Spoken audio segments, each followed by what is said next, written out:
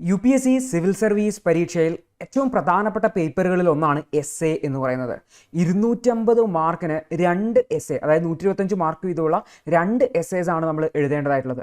സാധാരണ civil service പരീക്ഷയ്ക്ക് പഠിക്കുമ്പോൾ എല്ലാ ആൾക്കാരും ജനറൽ സ്റ്റഡീസ് പേപ്പറിലും ഓപ്ഷണൽ പേപ്പറിലൊക്കെ ഭയങ്കര ശ്രദ്ധ കൊടുക്കുമ്പോൾ ഈ എസ്എ പേപ്പറിൽ അധികം ശ്രദ്ധ കൊടുക്കാറില്ല.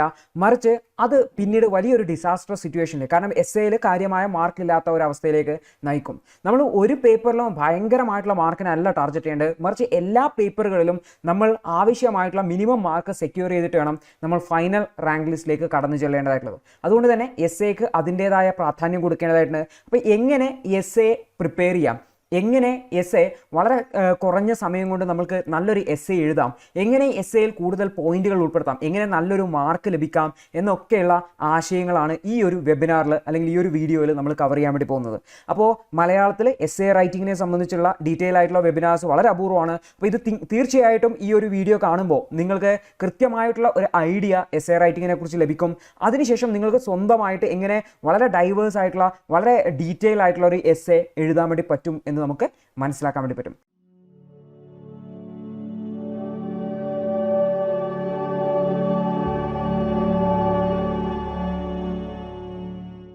അപ്പം നമ്മൾ ഈ ഒരു വെബിനാർ അല്ലെങ്കിൽ വീഡിയോയിൽ നോക്കാൻ വേണ്ടി പോകുന്നത് 6 കാര്യങ്ങളാണ്.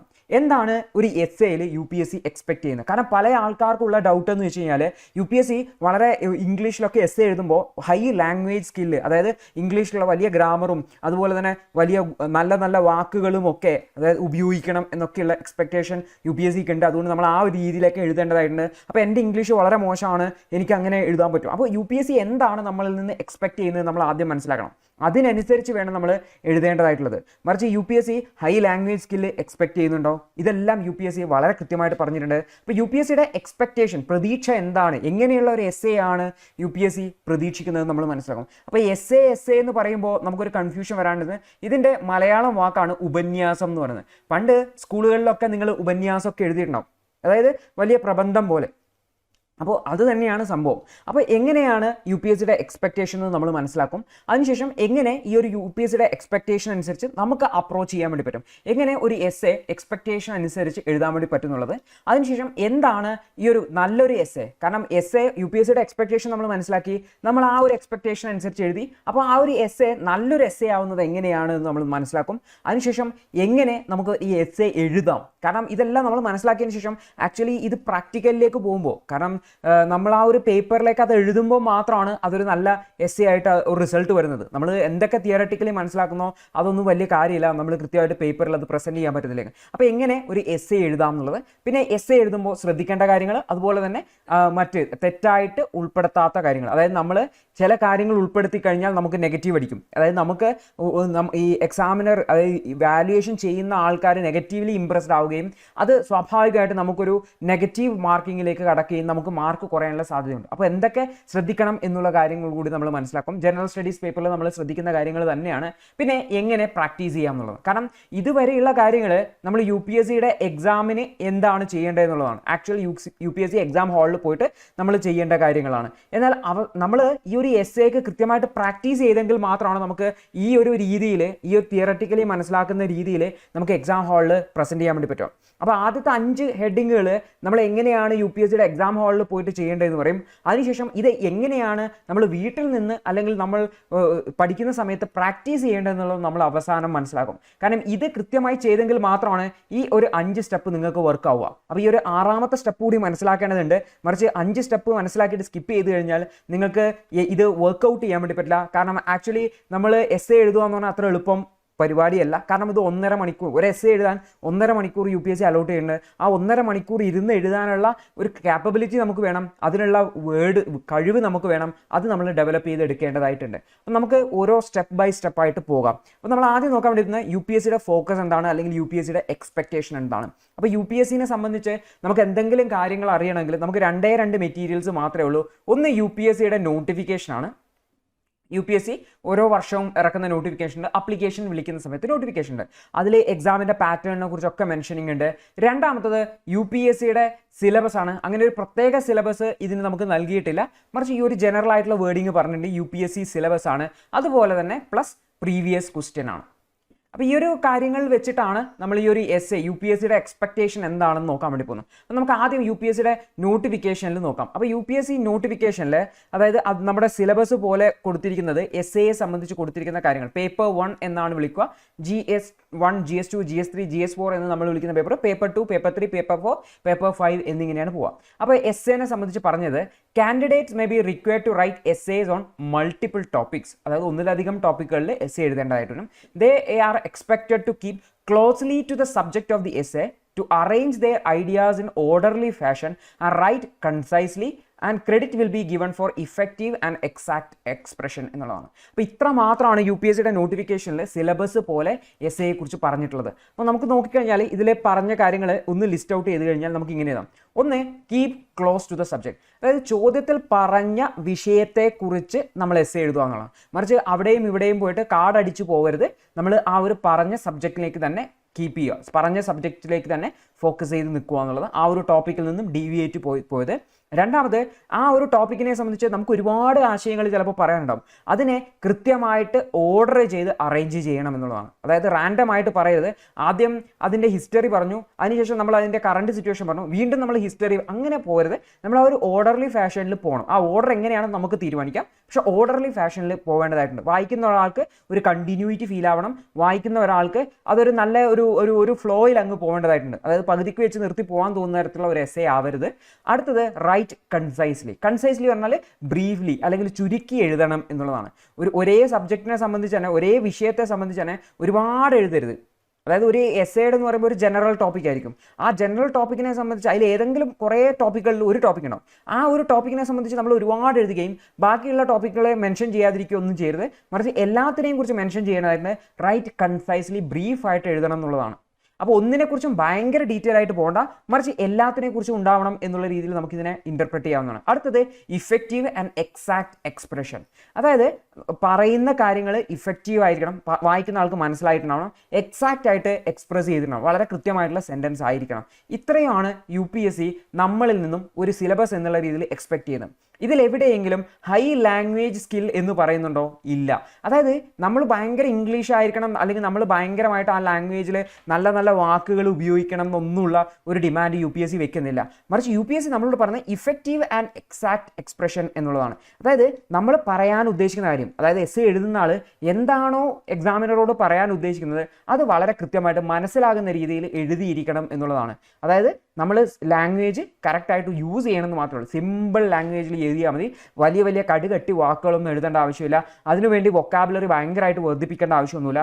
മറിച്ച് നമുക്ക് പറയാനുള്ള കാര്യങ്ങൾ വളരെ കൃത്യമായിട്ട് എക്സ്പ്രസ് ചെയ്യാവുന്നതാണ്. സിമ്പിൾ ലാംഗ്വേജ് മതി. ഇത് യു പി എസ് സി എന്ന് പറയുന്നത്, യു പി എസ് സി ഒരിക്കലും ഒരു ലാംഗ്വേജ് സ്കിൽ ടെസ്റ്റ് എക്സാം അല്ല. നമ്മുടെ ലാംഗ്വേജ് സ്കിൽ എത്ര ഉണ്ട് എന്ന് അളക്കുന്നതിന് വേണ്ടി ഒരു എക്സാം അല്ല. നമുക്കൊരു ജനറൽ അവെയർനെസ് ഉണ്ടോ എന്നുള്ളതാണ് പരിശോധിക്കുന്നത്. അത് ലാംഗ്വേജിലായാലും ജനറൽ അവെയർനെസ് വേണം, അത് മാത്രമാണ് പരിശോധിക്കുന്നത് നോക്കുക. അപ്പോൾ ഇതിൽ ആക്ച്വലി നമ്മുടെ ഓവറോൾ ടോപ്പിക്കിനെ സംബന്ധിച്ചുള്ള ജനറൽ അവെയർനെസ് പരിശോധിക്കും. അതുപോലെ തന്നെ ലാംഗ്വേജിലുള്ള ജനറൽ ആയിട്ടുള്ള എഴുതാൻ, നമുക്കൊരു എസ്സേ എഴുതാൻ അല്ലെങ്കിൽ ഒരു പാരഗ്രാഫ് എഴുതാൻ വേണ്ടിയിട്ട് പറ്റുന്നുണ്ടോ, ഇത് മാത്രമാണ് അവർ നോക്കുന്നത് സിമ്പിൾ ലാംഗ്വേജിൽ. അപ്പോൾ നിങ്ങൾ ഹൈ ലാംഗ്വേജ് സ്കിൽ വേണമെന്ന് ചിന്തിക്കുന്ന ഒരാളാണെങ്കിൽ അത് ഇവിടെ തന്നെ ഉപേക്ഷിച്ചേക്കും. അങ്ങനെ ഒരു demand U P S C നമ്മളോട് പറയുന്നില്ല. സിമ്പിൾ ഇംഗ്ലീഷ് ലാംഗ്വേജിലോ അല്ലെങ്കിൽ സിമ്പിൾ ലാംഗ്വേജ്, ഏത് പേപ്പറിലാണോ നിങ്ങൾ മെയിൻസ് എഴുതാൻ ഉദ്ദേശിക്കുന്നത് ആ ഭാഷയിൽ സിമ്പിളായിട്ട് എഴുതിയാൽ മാത്രം മതി.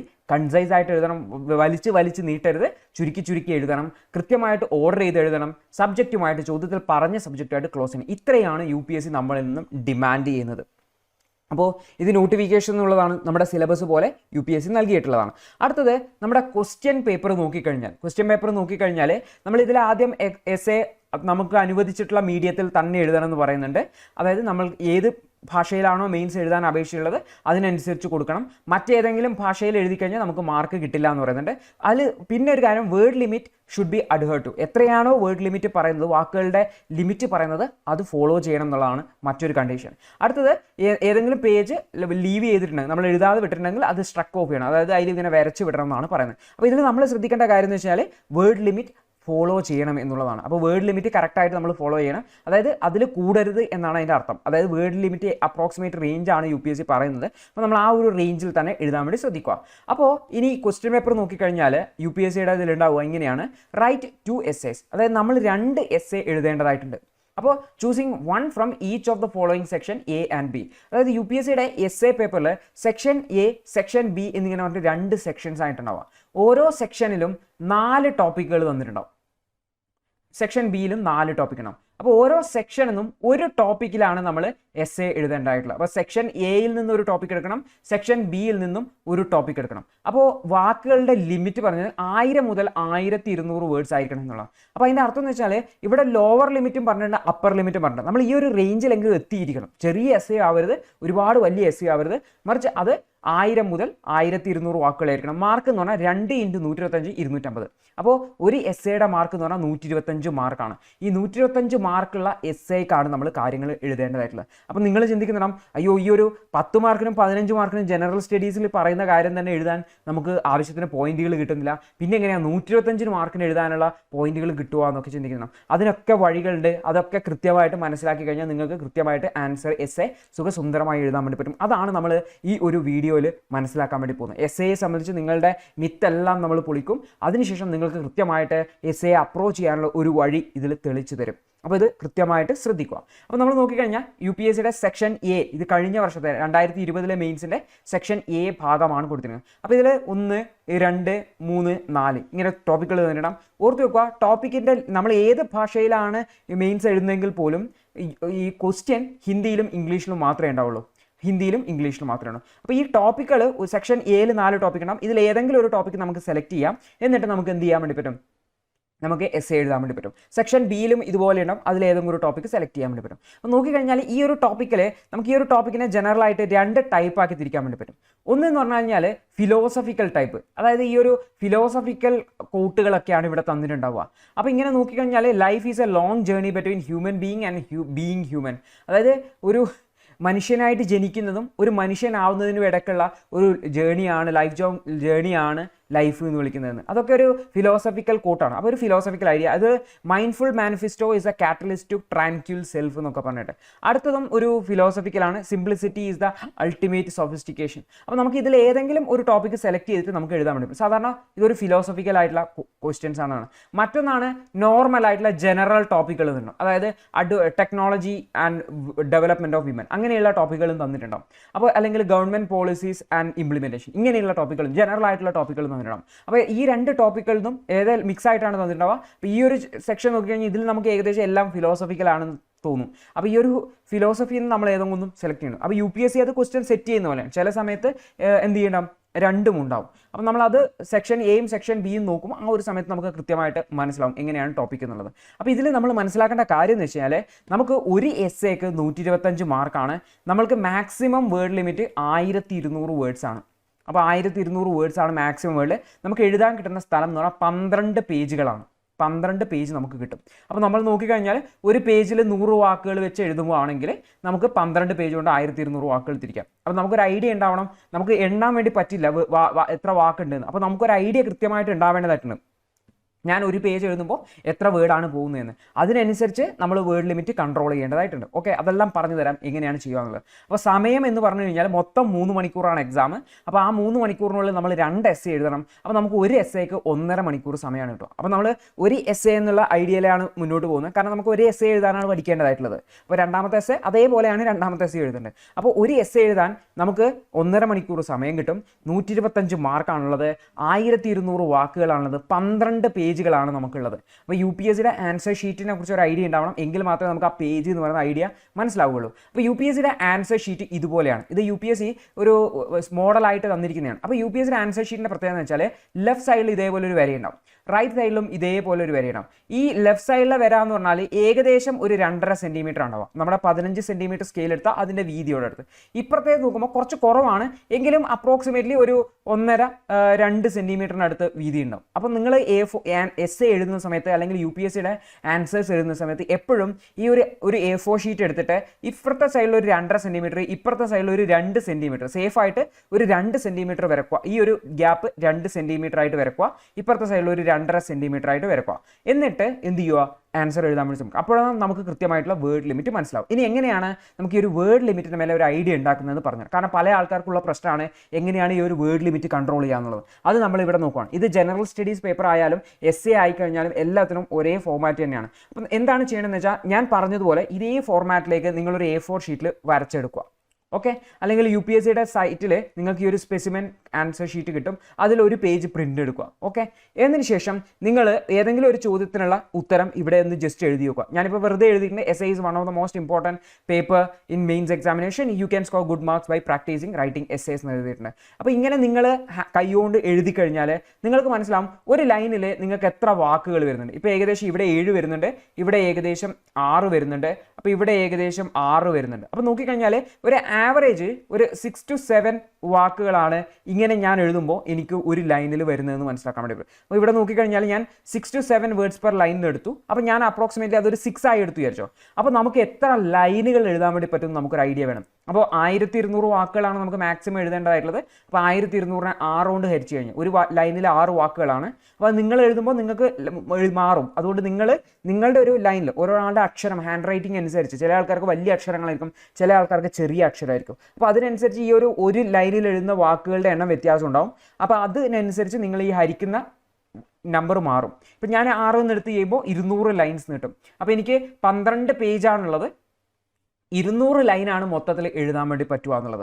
അപ്പോൾ നമ്മൾ നോക്കിക്കഴിഞ്ഞാൽ ഒരു 10 പേജ് ആണെങ്കിൽ എത്ര ലൈൻസ് എനിക്ക് ഒരു പേജിൽ എഴുതാൻ പറ്റും. അതും ഓരോരാളുടെ ഹാൻഡ് റൈറ്റിംഗ് അനുസരിച്ച് വ്യത്യാസം വരും അല്ലേ. ചില ആൾക്കാർ അടുപ്പിച്ചടുപ്പിച്ചാണ് എഴുതുക, ചില ആൾക്കാർ കുറച്ച് ഗ്യാപ്പ് വിട്ട് ലൈൻസ് തമ്മിൽ ഗ്യാപ്പ് വിട്ടിട്ടാണ് എഴുതുക. അപ്പോൾ നിങ്ങൾ എഴുതുമ്പോൾ നിങ്ങൾക്ക് മനസ്സിലാവും ഒരു പേജിൽ നിങ്ങൾക്ക് എത്ര ലൈൻസ് ആണ് എഴുതാൻ വേണ്ടി പറ്റുക എന്നുള്ളത്. അതിനനുസരിച്ച് നിങ്ങൾക്ക് നിങ്ങളുടെ വേർഡ് ലിമിറ്റ് എത്രയാണെന്ന് അപ്രോക്സിമേറ്റ്ലി മനസ്സിലാക്കാൻ വേണ്ടി, എക്സാക്ട് മനസ്സിലാവില്ല, അപ്രോക്സിമേറ്റ്ലി മനസ്സിലാക്കാൻ വേണ്ടി പറ്റും. അതിനനുസരിച്ച് നിങ്ങളുടെ എസ്സേ എത്ര പേജാണ് എഴുതേണ്ടത് എന്നുള്ളൊരു ഐഡിയ നിങ്ങൾക്ക് ഉണ്ടാവേണ്ടതായിട്ടുണ്ട്. ഇല്ലെങ്കിൽ അല്ലാതെ നമുക്ക് വേർഡ് എണ്ണുക എന്ന് പറയുന്നത് ഒരു പോസിബിൾ സൊല്യൂഷൻ അല്ല. ഇങ്ങനെ ഒരു ഐഡിയ ആണ് നിങ്ങൾ ഉണ്ടാക്കേണ്ടതായിട്ടുള്ളത്. ഓക്കെ, അപ്പോൾ അപ്രോക്സിമേറ്റ്ലി നമുക്ക് ഒരു പേജിൽ ഞാൻ ഏകദേശം ഒരു 20 ലൈൻസ് ആണ് എഴുതുന്നതെന്ന് വെച്ചോ. അപ്പോൾ എനിക്ക് അപ്രോക്സിമേറ്റ്ലി 200 ലൈൻസ് മാത്രമേ പറ്റുള്ളൂ. അപ്പോൾ നോക്കിക്കഴിഞ്ഞാൽ എനിക്ക് 10 പേജ് മാത്രമേ പറ്റുള്ളൂ. കാരണം ഒരു പേജിൽ 20 ലൈൻസ് വെച്ച് 10 പേജ് എഴുതുമ്പോഴത്തേക്ക് എനിക്ക് 200 ലൈൻസ് ആയി. 200 ലൈൻസ് ആകുമ്പോൾ എൻ്റെ വേർഡ് ലിമിറ്റായ 1200 ആയിട്ടാണ്. അപ്പോൾ എനിക്ക് 10 പേജ് മാത്രമേ എഴുതാൻ വേണ്ടി പറ്റുള്ളൂ. ബാക്കിയുള്ള പേജ് ഞാൻ സ്ട്രക്ക് ഓഫ് ചെയ്യേണ്ടതായിട്ട് വരും. കാരണം എഴുതാത്ത പേജ് നമ്മൾ സ്ട്രക്ക് ഓഫ് ചെയ്യണം.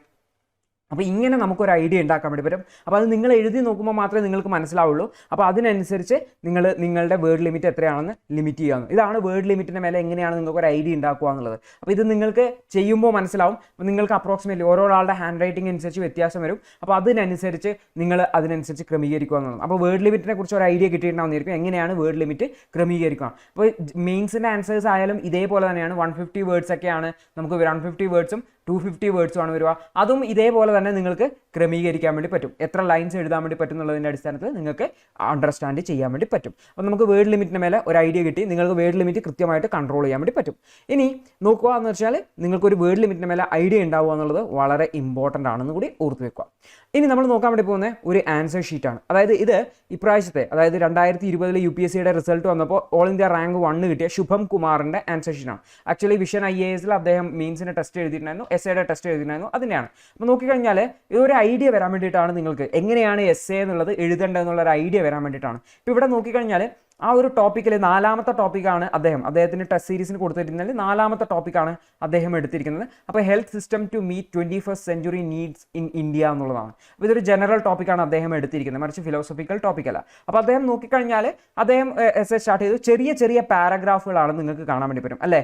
പാരഗ്രാഫുകൾ ചെറിയ പാരഗ്രാഫുകളായിട്ട് കാണാൻ വേണ്ടി പറ്റും. അപ്പോൾ ഈ ഒരു രീതിയിൽ അങ്ങ് പാരഗ്രാഫുകളായി എഴുതുക. പ്രധാനപ്പെട്ട കാര്യങ്ങളുടെ മേലെ അദ്ദേഹം അണ്ടർലൈൻ ചെയ്തിട്ടുണ്ട്. അപ്പോൾ നിങ്ങൾ നോക്കിക്കഴിഞ്ഞാൽ 40 മില്യൺ എന്നൊക്കെ, ഇതൊക്കെ സ്റ്റാറ്റിസ്റ്റിക്സ് എന്നാണ് നമ്മൾ വിളിക്കുക. സ്റ്റാറ്റിസ്റ്റിക്സ് എന്ന് പറഞ്ഞു കഴിഞ്ഞാൽ നമ്മുടെ കയ്യിലുള്ള ഡാറ്റ എന്നൊക്കെ പറയുന്നത്. അപ്പോൾ നോക്കിക്കഴിഞ്ഞാൽ ഇവിടെ നോക്കിക്കഴിഞ്ഞാൽ മോർട്ടാലിറ്റി റേറ്റ് 120 എന്നിട്ട് അപ്രോക്സിമേറ്റ് എഴുതിയിട്ടുണ്ട്. അപ്പോൾ ഇതൊക്കെ നിങ്ങൾ ശ്രദ്ധിക്കേണ്ടതായിട്ടുണ്ട്.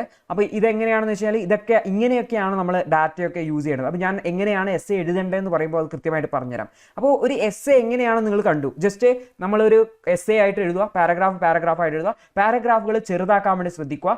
അപ്പോൾ ചെറുതാക്കാൻ വേണ്ടി ശ്രദ്ധിക്കുക എന്നുള്ളതിൻ്റെ കൂടെ തന്നെ നിങ്ങൾ ശ്രദ്ധിക്കേണ്ട കാര്യം എന്ന് വെച്ചാൽ ഇതിലെ സെൻറ്റൻസുകളെല്ലാം ചെറുതാക്കാൻ വേണ്ടി ശ്രദ്ധിക്കുക. അതായത് ഇവിടെ നോക്കിയിട്ട് ഇത്ര വരെ, അങ്ങനെ ചെറിയ ചെറിയ സെൻറ്റൻസുകളാക്കാൻ വേണ്ടി ശ്രദ്ധിക്കും. വലിയ വലിയ ലോങ് സെൻറ്റൻസുകൾ ഉപയോഗിക്കാൻ പാടില്ല, ചെറിയ ചെറിയ സെൻറ്റൻസുകളാക്കാൻ വേണ്ടി ഉപയോഗിക്കും. അപ്പോൾ ഒരു എസ്സേ എങ്ങനെയാണ് എഴുതുന്ന ഈ ഒരു ഫോട്ടോ കാണുമ്പോൾ നിങ്ങൾക്ക് ഒരു ഐഡിയ കിട്ടിയിട്ടുണ്ടാവും. അപ്പോൾ ഈ ഒരു എസ്സേയുടെ ഒരു ഐഡിയ വെച്ചിട്ട് ഇനി നമുക്ക് മുന്നോട്ട് പോകാൻ വേണ്ടി പറ്റും, എങ്ങനെയാണ് നല്ലൊരു എസ്സേ എഴുതാൻ വേണ്ടി പറ്റുക എന്നുള്ളതാണ്. അപ്പോൾ നമ്മൾ ഈ ഒരു 2020 തന്നെ ഈ ഒരു ക്വസ്റ്റ്യൻ നമ്മൾ നോക്കിക്കഴിഞ്ഞാൽ ഇത് ആക്ച്വൽ UPSCക്ക് ചോദിച്ച ക്വസ്റ്റ്യൻ ആണ് 2020 മെയിൻസിൽ എസ്സേക്ക്.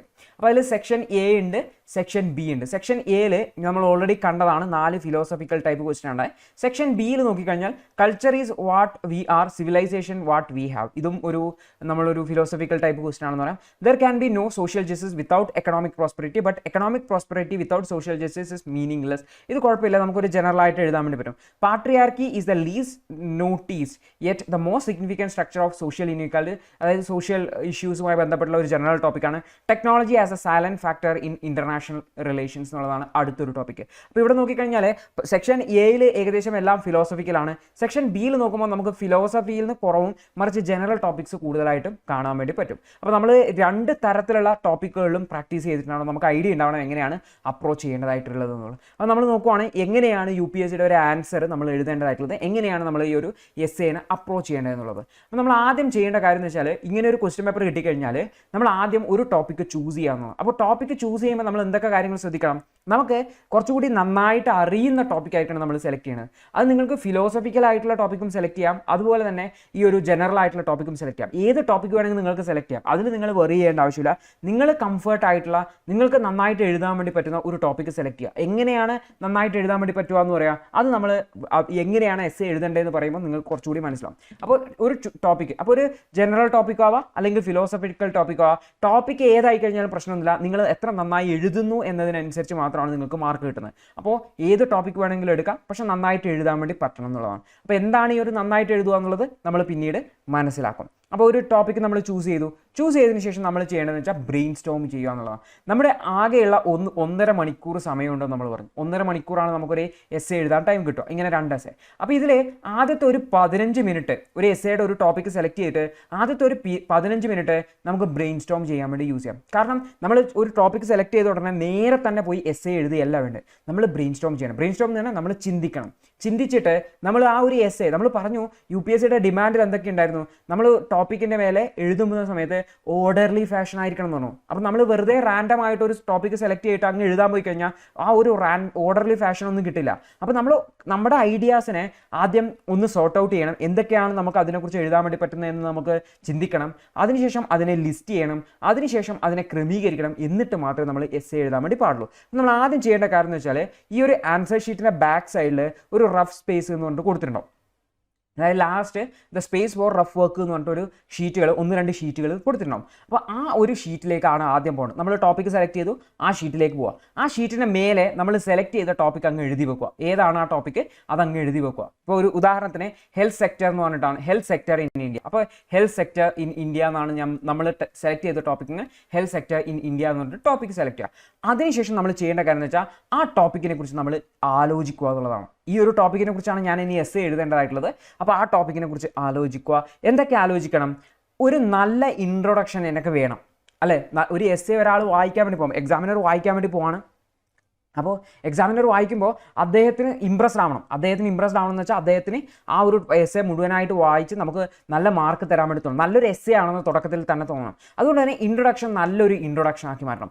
നല്ലൊരു ഇൻട്രൊഡക്ഷൻ ആക്കി മാറ്റുന്നതിന് നമുക്ക് എന്ത് ചെയ്യാൻ വേണ്ടി പറ്റുമെന്ന് വെച്ചാൽ അതിൽ നമുക്ക് കോട്ടുകൾ യൂസ് ചെയ്യാം, അല്ലെങ്കിൽ അതിൽ ഒരു സ്റ്റോറി പോലെ സ്റ്റാർട്ട് ചെയ്യാം. അങ്ങനെ ഒരുപാട് ഓപ്ഷൻസ് ഉണ്ട്. അപ്പോൾ അതെങ്ങനെ എഴുതാം എന്ന് നമ്മൾ പറയുമ്പോൾ ഞാനത് കൃത്യമായിട്ട് പറയാം. അപ്പോൾ നല്ലൊരു ഇൻട്രൊഡക്ഷന് വേണ്ടിയിട്ടുള്ള ഒരു സ്റ്റെപ്പ് നമ്മൾ ആദ്യം ചെയ്യണം. ഇൻട്രൊഡക്ഷനെ കുറിച്ച് നമ്മൾ ആദ്യം ചിന്തിക്കണം. അതിനുശേഷം എന്തൊക്കെ ഡയമെൻഷൻസിലേക്ക് നമുക്ക് എഴുതാൻ വേണ്ടി പറ്റുന്നു. എന്താണ് ഈ ഒരു ഡയമെൻഷൻസ് എന്ന് പറഞ്ഞാൽ, ഒരു ടോപ്പിക്കിനെ കുറിച്ച് പറയുമ്പോൾ നമ്മളിപ്പോൾ ഹെൽത്ത് സെക്ടർ ഇൻ ഇന്ത്യ എന്ന് പറയുമ്പോൾ ഈ ഒരു ടോപ്പിക്ക് നമ്മൾ ജനറലി ചിന്തിക്കുമ്പോൾ നമ്മുടെ ആശുപത്രികൾ, അവയുടെ ഡെവലപ്മെൻറ്റ്, അങ്ങനെയുള്ള കാര്യങ്ങളിലേക്ക് മാത്രമാണ് നമ്മൾ ചുരുങ്ങുക. അപ്പോൾ അതൊരു സിംഗിൾ ഡയമെൻഷൻ മാത്രമാണ്, ഒറ്റ കാര്യത്തിനെ കുറിച്ച് മാത്രമാണ് ചിന്തിക്കുന്നത്. മറിച്ച് നമ്മൾ ഇതിൻ്റെ ഒരു ഹിസ്റ്റോറിക്കൽ പേഴ്സ്പെക്റ്റീവ് നോക്കുന്നുണ്ട്, ചരിത്രപരമായിട്ടുള്ള പ്രത്യേകതകൾ നോക്കുകയാണ്, എങ്ങനെയാണ് ഹെൽത്ത് സെക്ടർ ഇന്ത്യയിൽ ഡെവലപ്പ്, അതിനെ നമ്മൾ ഹിസ്റ്റോറിക്കൽ ഡയമെൻഷൻ എന്ന് വിളിക്കും.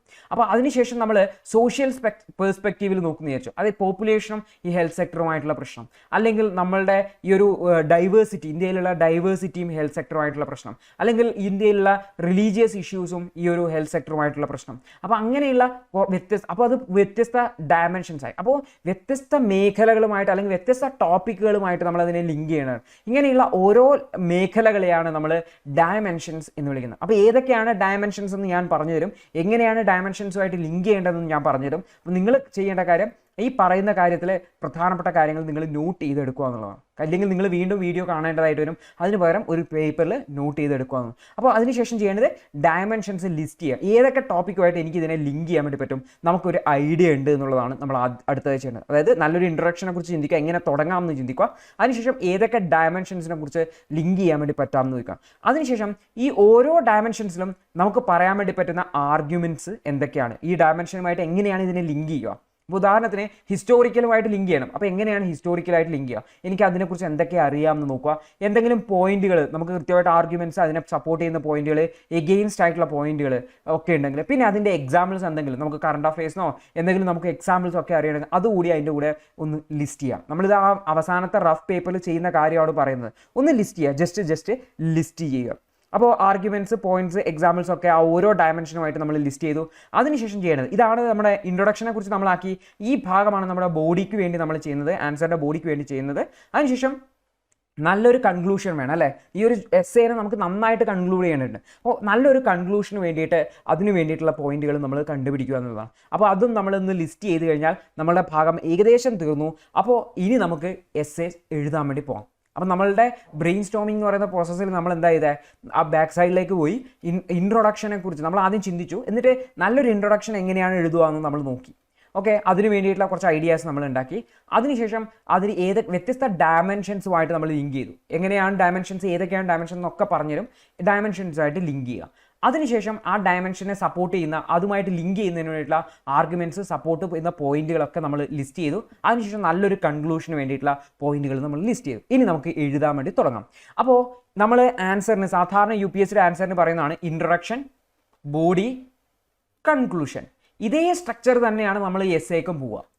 ഓക്കെ, ഇതേ സ്ട്രക്ചർ തന്നെയാണ് പോവുക. അപ്പോൾ ഇൻട്രൊഡക്ഷൻ, നല്ലൊരു ഇൻട്രൊഡക്ഷൻ ആയിരിക്കണം. ആദ്യത്തെ പാരഗ്രാഫിനെ നമുക്ക് ഇൻട്രൊഡക്ഷൻ എന്ന് വിളിക്കാം. അതിനുശേഷം എഴുതുന്നത് ബോഡി എന്ന് വിളിക്കാം. അതിന് ലാസ്റ്റുള്ള പാരഗ്രാഫിന് നമുക്ക് കൺക്ലൂഷൻ എന്ന് വിളിക്കാം. അപ്പോൾ ഇൻട്രൊഡക്ഷൻ എഴുതുമ്പോൾ ശ്രദ്ധിക്കേണ്ട കാര്യങ്ങൾ, നമ്മൾ ഓൾറെഡി എങ്ങനെയാണ് ഇൻട്രൊഡക്ഷൻ തുടങ്ങേണ്ടതെന്നൊരു ഐഡിയ നമ്മൾ ആദ്യം ഉണ്ടാക്കി വെച്ചിട്ടുണ്ട്. അപ്പോൾ ഓർത്ത് വെക്കുക, ഇൻട്രൊഡക്ഷൻ എപ്പോഴും നല്ല തുടക്കമായിരിക്കണം അല്ലേ. എക്സാമിനർ ആദ്യമായിട്ട് നമ്മുടെ എസ്സേ വായിക്കാൻ വേണ്ടി പോവാണ്. അപ്പോൾ അദ്ദേഹത്തിന് തോന്നണം, ഇതൊരു നല്ല എസ്സേ ആണ്, മാർക്ക് നല്ലതായിട്ട് എഴുതിയിട്ടുണ്ട്, മാർക്ക് കൊടുക്കേണ്ട ഒരു എസ്സേ ആണെന്ന് തോന്നണം. അപ്പോൾ നല്ലൊരു ഗുഡ് സ്റ്റാർട്ട്.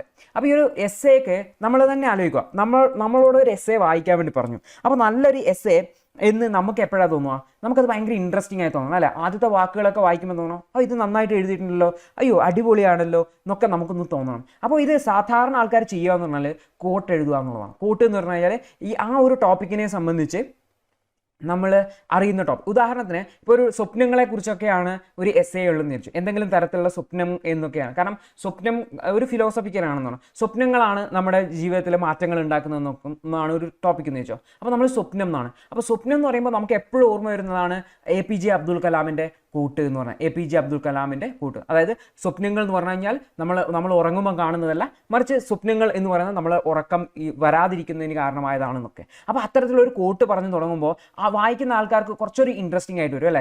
അത് ഒരു സ്വപ്നങ്ങളെക്കുറിച്ചാണ് പറയാൻ പോകുന്നത്, ഭയങ്കര ഇൻട്രസ്റ്റിംഗ് ആയിട്ട് തോന്നും. അപ്പോൾ അങ്ങനെയുള്ള കോട്ടുകൾ വെച്ച് നമുക്ക് തുടങ്ങാൻ വേണ്ടി പറ്റും. ഇൻ കേസ് നമുക്കൊരു കോട്ടും അറിയില്ല എന്ന് വെച്ചോ, എങ്കിൽ നമുക്കൊരു സ്റ്റോറി ടൈപ്പിൽ സ്റ്റാർട്ട് ചെയ്യാൻ വേണ്ടി പറ്റും. അതായത് ഉദാഹരണത്തിന് ഈ ഒരാളുടെ സ്വപ്നം അയാളുടെ ജീവിതത്തിൽ വലിയ മാറ്റങ്ങൾ ഉണ്ടാക്കുന്ന രീതിയിൽ. അപ്പോൾ നമുക്ക് വേണമെങ്കിൽ ഒരു സ്റ്റോറി ടൈപ്പിൽ സ്റ്റാർട്ട് ചെയ്യാം. അതായത് ഒരു കൊട്ടേഷൻ ഇട്ടിട്ട് ഒരാൾ സെൽഫ് പറയുന്നത് പോലെ വേണമെങ്കിൽ നമുക്ക് സ്റ്റാർട്ട് ചെയ്യാം. എൻ്റെ ജീവിതത്തിൽ ഇങ്ങനെ വലിയൊരു മാറ്റങ്ങൾക്ക് കാരണമായത് ഞാൻ സ്വപ്നം കാണാൻ വേണ്ടി തുടങ്ങിയത് മുതലാണ്. അപ്പോൾ ഇത് അങ്ങനെ ഒരു സ്റ്റോറി ടൈപ്പിൽ തുടങ്ങിയിട്ട് നമുക്ക് ആ ഒരു കൊട്ടേഷൻ ക്ലോസ് ചെയ്തിട്ട് ഒരു 2-3 സെൻറ്റൻസ് എഴുതി കൊട്ടേഷൻ ക്ലോസ് ചെയ്തിട്ട് വേണമെങ്കിൽ നമുക്ക് എന്ത് ചെയ്യാൻ വേണ്ടി പറ്റും, ആ ഒരു ടോപ്പിക്കിലേക്ക് കിടക്കാൻ വേണ്ടി പറ്റും. അപ്പോൾ ഇങ്ങനെയാണ് നമ്മളൊരു സ്റ്റാർട്ടിനെ ഇൻട്രസ്റ്റിംഗ് ആക്കി മാറ്റുക. അല്ലെങ്കിൽ ഇത് രണ്ടും നിങ്ങൾക്ക് നടക്കുന്നില്ലെങ്കിൽ ജനറലായിട്ട് അങ്ങ് സ്റ്റാർട്ട് ചെയ്യുക. പക്ഷേ കുറച്ചുകൂടി ഇൻട്രസ്റ്റിംഗ് ആക്കി മാറ്റാൻ വേണ്ടിയിട്ട് അതിൽ നമ്മൾ ആദ്യം തന്നെ സ്റ്റാറ്റിസ്റ്റിക്സ് ഒന്നും പറയാതിരിക്കാൻ ശ്രദ്ധിക്കുക എന്ന് മാത്രമേ ഉള്ളൂ. നല്ലൊരു സാധാരണ പോലെ ഇപ്പം ഞാനിപ്പോൾ കാണിച്ച ആൻസർ ഉണ്ടല്ലോ, ശുഭം കുമാറിൻ്റെ ഓൾ ഇന്ത്യ റാങ്ക് 1, അതിൽ അദ്ദേഹം കോട്ടോ അല്ലെങ്കിൽ സ്റ്റോറി ടൈപ്പോ ഒന്നും അല്ല ഉപയോഗിച്ചത്. അദ്ദേഹം ജനറൽ ആയിട്ടുള്ള ഒരു ഡാറ്റ വെച്ചിട്ടാണ് അദ്ദേഹം സ്റ്റാർട്ട് ചെയ്തിരിക്കുന്നത്. അങ്ങനെയും സ്റ്റാർട്ട് ചെയ്യാം. ഇതിന് വേണ്ടി റിജിഡ് റൂൾസ് ഒന്നുമില്ല. നിർബന്ധമായിട്ടും കോട്ട് വെച്ച് തുടങ്ങണമെന്നോ, നിർബന്ധമായും സ്റ്റോറി വെച്ച് തുടങ്ങണമെന്നോ, നിർബന്ധമായിട്ടും ഇത് വെച്ച് തുടങ്ങണമെന്നൊന്നുമില്ല. നമ്മൾ പ്രസൻറ്റ് ചെയ്യുന്നതാണ്. നമ്മൾ നമ്മുടെ എസ്സേയിൽ എങ്ങനെ വേണമെങ്കിലും തുടങ്ങാം. ഒറ്റ ലക്ഷ്യം മാത്രമേ ഉള്ളൂ, വായിക്കുന്ന ആൾക്ക് ഇൻട്രസ്റ്റിംഗ് ആയി തോന്നണം. അപ്പോൾ ആ ഒരു രീതിയിൽ ഇൻട്രസ്റ്റിംഗ് ആക്കുന്ന രീതിയിലേക്കാണ് നമ്മൾ ഇൻട്രൊഡക്ഷനെ ഫ്രെയിം ചെയ്യേണ്ടതായിട്ടുള്ളത്. അപ്പോൾ ഒരു ഐഡിയ ഇൻട്രൊഡക്ഷനെ കുറിച്ച് കിട്ടിയിട്ടുണ്ടാവും എന്ന് വിചാരിക്കുന്നു. അതിനുശേഷം ശ്രദ്ധിക്കേണ്ട കാര്യം എന്ന് വെച്ചാൽ ഇൻട്രൊഡക്ഷനിൽ നമ്മുടെ ടോപ്പിക്ക്, അതായത് നമ്മൾ ഈ ഒരു സ്വപ്നങ്ങൾ എന്ന് പറയുമ്പോൾ സ്വപ്നം എന്ന് പറയുമ്പോൾ നമ്മൾ എന്താ വിചാരിക്കുക, രാത്രി കാണുന്ന സ്വപ്നം, ഇതാണ് ജനറൽ ആയിട്ട് സ്വപ്നം എന്ന് പറഞ്ഞുകൊണ്ട് ഉദ്ദേശിക്കുന്നത്. പക്ഷെ നമ്മൾ ഇതിൽ ഈ ഒരു എസ്സേയിൽ സ്വപ്നങ്ങൾ എന്ന് പറയുന്നതുകൊണ്ട് ഉദ്ദേശിക്കുന്നത് ആ ഒരു സ്വപ്നത്തെക്കുറിച്ച് മാത്രമല്ല, ഈ ഒരു ബ്രോഡ് ആയിട്ടുള്ള ടോപ്പിക്കാണെന്നുള്ള ഒരു ഐഡിയ നമ്മൾ ഇൻട്രൊഡക്ഷനിൽ കൊടുക്കേണ്ടതായിട്ടുണ്ട്. എപ്പോഴും നമ്മൾ ഇതിനെ വളരെ ഡീറ്റെയിൽ ആയിട്ട് ഡിസ്കസ് ചെയ്യാൻ വേണ്ടി പോവുകയാണെന്നുള്ള ഒരു ഐഡിയ എക്സാമിനർക്ക് കൊടുക്കേണ്ടതായിട്ടുണ്ട്. അങ്ങനെയാണെങ്കിലല്ലേ നമ്മൾ ഇതിൻ്റെ വ്യത്യസ്ത ഡയമെൻഷൻസിനെ കുറിച്ച് വായിക്കാൻ വേണ്ടിയിട്ട് ആൻസറിലേക്ക് കടന്നുള്ളൂ. അപ്പോൾ നമ്മൾ വളരെ ബ്രോഡായിട്ടാണ് ഇത് പോകുന്നത് എന്നുള്ളൊരു സൂചന എങ്ങനെയെങ്കിലും ഈ ഒരു സെൻറ്റൻസുകളിൽ ഏതെങ്കിലും ഒന്നായിട്ട് നമ്മൾ കൊടുക്കേണ്ടതായിട്ട്. അപ്പോൾ നമ്മൾ സാധാരണ ചോദിക്കുന്ന ദ ഡ്രീംസ് എന്ന് പറയുന്നത് നമ്മുടെ ഉറക്കത്തിൽ കാണുന്നത് മാത്രമല്ല, ഒരാളുടെ ജീവിതത്തിൽ വലിയ മാറ്റങ്ങൾക്ക് കാരണമാണ്, അല്ലെങ്കിൽ ലോകത്തിനെ തന്നെ മാറ്റിമറിക്കുന്നതിൽ ഇത്തരത്തിലുള്ള സ്വപ്നങ്ങൾക്ക് കാരണമാകാം എന്നൊക്കെ പറഞ്ഞൊരു സെൻറ്റൻസ് എഴുതി കഴിഞ്ഞാൽ അപ്പോൾ ഈ ഒരു ലോകത്തിലെ പല സംഭവങ്ങളിലും ഈ സ്വപ്നം റിലേറ്റഡ് ആണെന്നുള്ളൊരു ഫീലിംഗ് വരും. അപ്പോൾ നമ്മൾ വളരെ ഡീറ്റെയിൽ ആയിട്ട് വളരെ ബ്രോഡായിട്ടാണ് ചിന്തിക്കുന്നത് എന്നുള്ള ഒരു ഐഡിയ എക്സാമിനർക്ക് കിട്ടും. ആ ഒരു ഐഡിയയോടെ ഇൻട്രൊഡക്ഷൻ കുറച്ചുകൂടി ഇൻട്രസ്റ്റിംഗ് ആയി മാറും അല്ലേ. ഒരു ചെറിയ നാരോ ടോപ്പിക്കിലേക്കല്ല പോകുന്നത്, വളരെ ബ്രോഡ് ആയിട്ടുള്ള ഒരു ടോപ്പിക്കിലേക്കാണ് പോകുന്നതെന്ന് എക്സാമിനർക്ക് ഐഡിയ കിട്ടും. അപ്പോൾ ഈ 2 കാര്യങ്ങൾ മാത്രം നിങ്ങൾ ഇൻട്രൊഡക്ഷൻ്റെ ഫസ്റ്റ് ആ ഒരു പാരഗ്രാഫിൽ ശ്രദ്ധിക്കുക. അപ്പോൾ ഇൻട്രൊഡക്ഷൻ പാരഗ്രാഫ് എന്ന് പറഞ്ഞാൽ ഒരു 1/2 പേജ് പാരഗ്രാഫായിട്ട് ഉദ്ദേശിച്ചാൽ മതി. ഓക്കെ, അതിൽ കൂടുതൽ വലുതാവാതിരിക്കാൻ ശ്രദ്ധിക്കുക. പാരഗ്രാഫ് എപ്പോഴും ചെറിയ ചെറിയ പാരഗ്രാഫുകളാവാൻ വേണ്ടി ശ്രദ്ധിക്കേണ്ടതായിട്ടുണ്ട്. അപ്പോൾ ഇതാണ് ഇൻട്രൊഡക്ഷനെ കുറിച്ച് നിങ്ങൾ മനസ്സിലാക്കേണ്ട കാര്യം. അടുത്താണ് ബോഡി എന്ന് പറയുന്നത്. അതായത് ബോഡി എന്ന് പറയുന്ന ഭാഗത്താണ് നമുക്ക് സെക്കൻഡ് പാരഗ്രാഫ് മുതൽ എന്ന് പറയാം. ഈ ഭാഗത്താണ് നമ്മൾ ആക്ച്വലി നമ്മുടെ ബ്രോഡ്നെസ് കാണിക്കാൻ വേണ്ടി പോകുന്നത്. നമ്മുടെ ഈ ഒരു വിഷയത്തെ അല്ലെങ്കിൽ ആ ഒരു ചെറിയ ടോപ്പിക്കിനെ, ഒരു സെൻറ്റൻസിനെ നമ്മൾ വളരെ വലുതാക്കാൻ വേണ്ടി പോവുകയാണ്. അത് ചെറിയൊരു സെൻറ്റൻസ് മാത്രമല്ല, അതിന് വലിയ വലിയ ആശയങ്ങൾ അതിൻ്റെ ഉള്ളിലുണ്ട് എന്ന് നമ്മൾ കാണിക്കാൻ വേണ്ടി പോകുന്ന ഈ ഒരു ബോഡി എന്ന് പറയുന്ന ഭാഗത്താണ്. അപ്പോൾ നിങ്ങൾ ചിന്തിക്കുന്നുണ്ടാവും എങ്ങനെയാണ് ഈ ഒരു സ്വപ്നം എന്ന് പറയുന്നതിനെ വിവിധ ടോപ്പിക്കുകളുമായിട്ട് ലിങ്ക് ചെയ്യുക എന്നൊക്കെ ചിന്തിക്കുന്നുണ്ടാവും. അതെല്ലാം നമ്മൾ ഇന്ന് മനസ്സിലാക്കാൻ വേണ്ടി പോവുകയാണ്. അപ്പോൾ അടുത്തത് നമ്മൾ ഓൾറെഡി ലിസ്റ്റ് ചെയ്തിട്ടുണ്ട്, ഡയമെൻഷൻസ് ഓൾറെഡി പറഞ്ഞിട്ടുണ്ട്. ആ ഒരു ഡയമെൻഷൻസിനനുസരിച്ച് നമ്മൾ ഓൾറെഡി ലിസ്റ്റ് ചെയ്തിട്ടുണ്ട്. ഓക്കെ അല്ലേ, നമ്മൾ ആദ്യം ആ റഫ് പേപ്പറിൽ ഡയമെൻഷൻസ് എഴുതി അതുമായിട്ട് ലിങ്ക് ചെയ്തിട്ടുണ്ട്. അതിനെ റേഷണലി അറേഞ്ച് ചെയ്യുക എന്നുള്ളതാണ് നമ്മൾ ആദ്യം ചെയ്യേണ്ട കാര്യം. ആ ഓരോ ടോപ്പിക്കിൽ ഏതൊക്കെ ടോപ്പിക്കാണ് ആദ്യം പറയേണ്ടത്, പിന്നെ ഏത് ടോപ്പിക്കാണ് പറയേണ്ടത്, പിന്നെ ഏത് ടോപ്പിക്കാണ് പറയേണ്ടതെന്ന് നമ്മളൊന്ന് ക്രമീകരിക്കുക.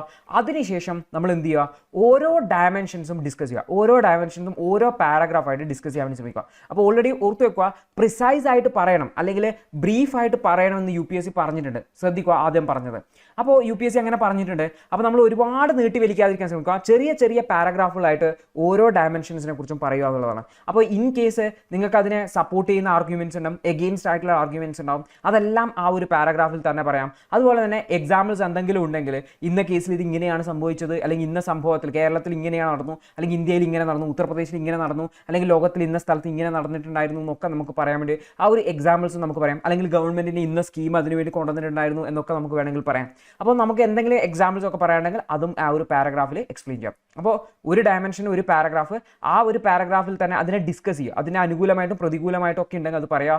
ആ ഡയമെൻഷനെ കുറിച്ച് വിശദീകരിക്കുക. അതിനെങ്ങനെയാണ് നമ്മുടെ ടോപ്പിക്കായിട്ട് ലിങ്ക് ചെയ്യുന്നതെന്നും കൂടെ നമ്മൾ പറയാം. അതിനുശേഷം എന്തെങ്കിലും എക്സാമ്പിൾസോ എന്തെങ്കിലും ഡാറ്റയോ എന്തെങ്കിലും പറയാനുണ്ടെങ്കിൽ അതുകൂടി നമ്മളതിൽ മെൻഷൻ ചെയ്യുക എന്നുള്ളതാണ്. അതിനുശേഷം ഓർത്ത് വെക്കണം, ഈ ഒരു സ്റ്റാറ്റിസ്റ്റിക്സ് അത് നമുക്ക് വളരെ സപ്പോർട്ട് ചെയ്യണം. നമ്മളൊരു പറയുന്ന ഒരു കാര്യം ശരിയാണ് എന്ന് നമുക്ക് സ്ഥാപിക്കാൻ വേണ്ടിയിട്ട് നമുക്ക് സ്റ്റാറ്റിസ്റ്റിക്സ് ഉപയോഗിക്കാം. അതായത് ഇന്ത്യയിൽ 60% ആൾക്കാരും കാർഷിക മേഖലയിലാണ് ജോലി ചെയ്യുന്നത്. അപ്പോൾ ഈ 60% എന്ന് പറഞ്ഞാൽ നമ്മൾ സ്റ്റാറ്റിസ്റ്റിക്സ് ഡാറ്റ എന്ന് പറയുന്നത്. അപ്പോൾ ഇത് നമുക്ക് ബഡ്ജറ്റ് ഡോക്യുമെന്റിൽ നിന്ന്, എക്കണോമിക് സർവേയിൽ നിന്ന് കിട്ടും. അതുപോലെ നമ്മളിപ്പോൾ ഗ്ലോബൽ ഹങ്കർ ഇൻഡെക്സ് വന്നപ്പോൾ ഇന്ത്യയുടെ റാങ്ക് 101 ആണ്. അപ്പോൾ അത് നമുക്കൊരു സ്റ്റാറ്റിസ്റ്റിക്സ് ആണ്. ഗ്ലോബൽ ഹങ്കർ ഇൻഡെക്സിൽ പോവർട്ടിനെ കുറിച്ചാണ് നമ്മുടെ എസ്സേ എങ്കിൽ, അല്ലെങ്കിൽ നമ്മുടെ പോപ്പുലേഷനുമായി ബന്ധപ്പെട്ടാണ് ടോപ്പിക്കെങ്കിൽ നമുക്ക് ഗ്ലോബൽ ഹങ്കർ ഇൻഡെക്സുമായിട്ട് ലിങ്ക് ചെയ്യാം. അപ്പോൾ ആ സമയത്ത് നമുക്ക് പറയാം 101ാമത്തെ റാങ്കാണ് ഇന്ത്യക്ക് ഉണ്ടായിരുന്നത് എന്നുള്ളത്.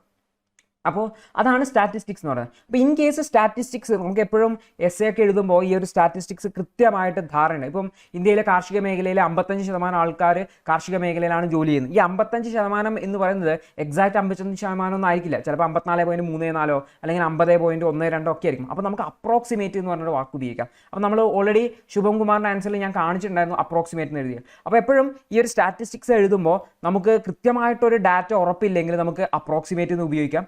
അതുപോലെ തന്നെ ഇൻ കേസ് നമുക്കൊരു സെൻറ്റൻസ് വളരെ കൃത്യമായിട്ട് അറിയുന്നില്ലെങ്കിൽ ഒരു ജനറൽ സ്റ്റേറ്റ്മെൻ്റ് ആണ് പറയുന്നതെങ്കിൽ നമുക്ക് ജനറലി എന്ന് പറഞ്ഞിട്ട് പറയാം. കാരണം ചില സ്റ്റേറ്റ്മെൻറ്റ്സ് നമ്മൾ പറയുമ്പോൾ generally India stays backward in the എന്താ ഗ്ലോബൽ ഹങ്കർ ഇൻഡെക്സ് എന്ന് പറയാം. നമുക്ക് എക്സാക്റ്റ് ഒന്നും അറിയുന്നില്ലെങ്കിൽ നമുക്ക് ആ ജനറലി എന്നൊക്കെ പറഞ്ഞിട്ട് പറയാം. കാരണം ഇന്ത്യ സ്വാഭാവികമായിട്ട് പിന്നോക്കം നിൽക്കുന്ന രാജ്യമാണെന്നുള്ള ഒരു അസംഷനിൽ നമുക്ക് പറയാൻ വേണ്ടി പറ്റും. അപ്പോൾ അങ്ങനെ ജനറലി അപ്രോക്സിമേറ്റ് എന്ന് പറഞ്ഞാൽ നമുക്ക് എക്സാക്റ്റ് വാല്യൂ അറിയില്ലെങ്കിൽ ടെൻഷൻ അടിക്കേണ്ട ആവശ്യമില്ല. ആ ഒരു റേഞ്ച് അറിയുമെങ്കിൽ അപ്രോക്സിമേറ്റ്ലി എന്ന് പറഞ്ഞിട്ട് നമുക്ക് പറയാൻ വേണ്ടി പറ്റും എന്നുള്ളതാണ്. അപ്പോൾ ഇത്രയും കാര്യങ്ങളാണ് നിങ്ങൾ ബോഡി എഴുതുമ്പോൾ ശ്രദ്ധിക്കേണ്ട കാര്യം. നമ്മൾ ഓൾറെഡി ഡയമെൻഷൻസ് ലിസ്റ്റ് ചെയ്തു, അതിൻ്റെ പോയിന്റ്സ് എല്ലാം റഫ് പേപ്പറിൽ ലിസ്റ്റ് ചെയ്തിട്ടുണ്ട്. അതിനെ ഒരു റേഷണൽ അറേഞ്ച്മെൻറ്റിലേക്ക് വരുത്തുക, എന്നിട്ട് നല്ലൊരു സീക്വൻസിലേക്ക് വരുത്തുക.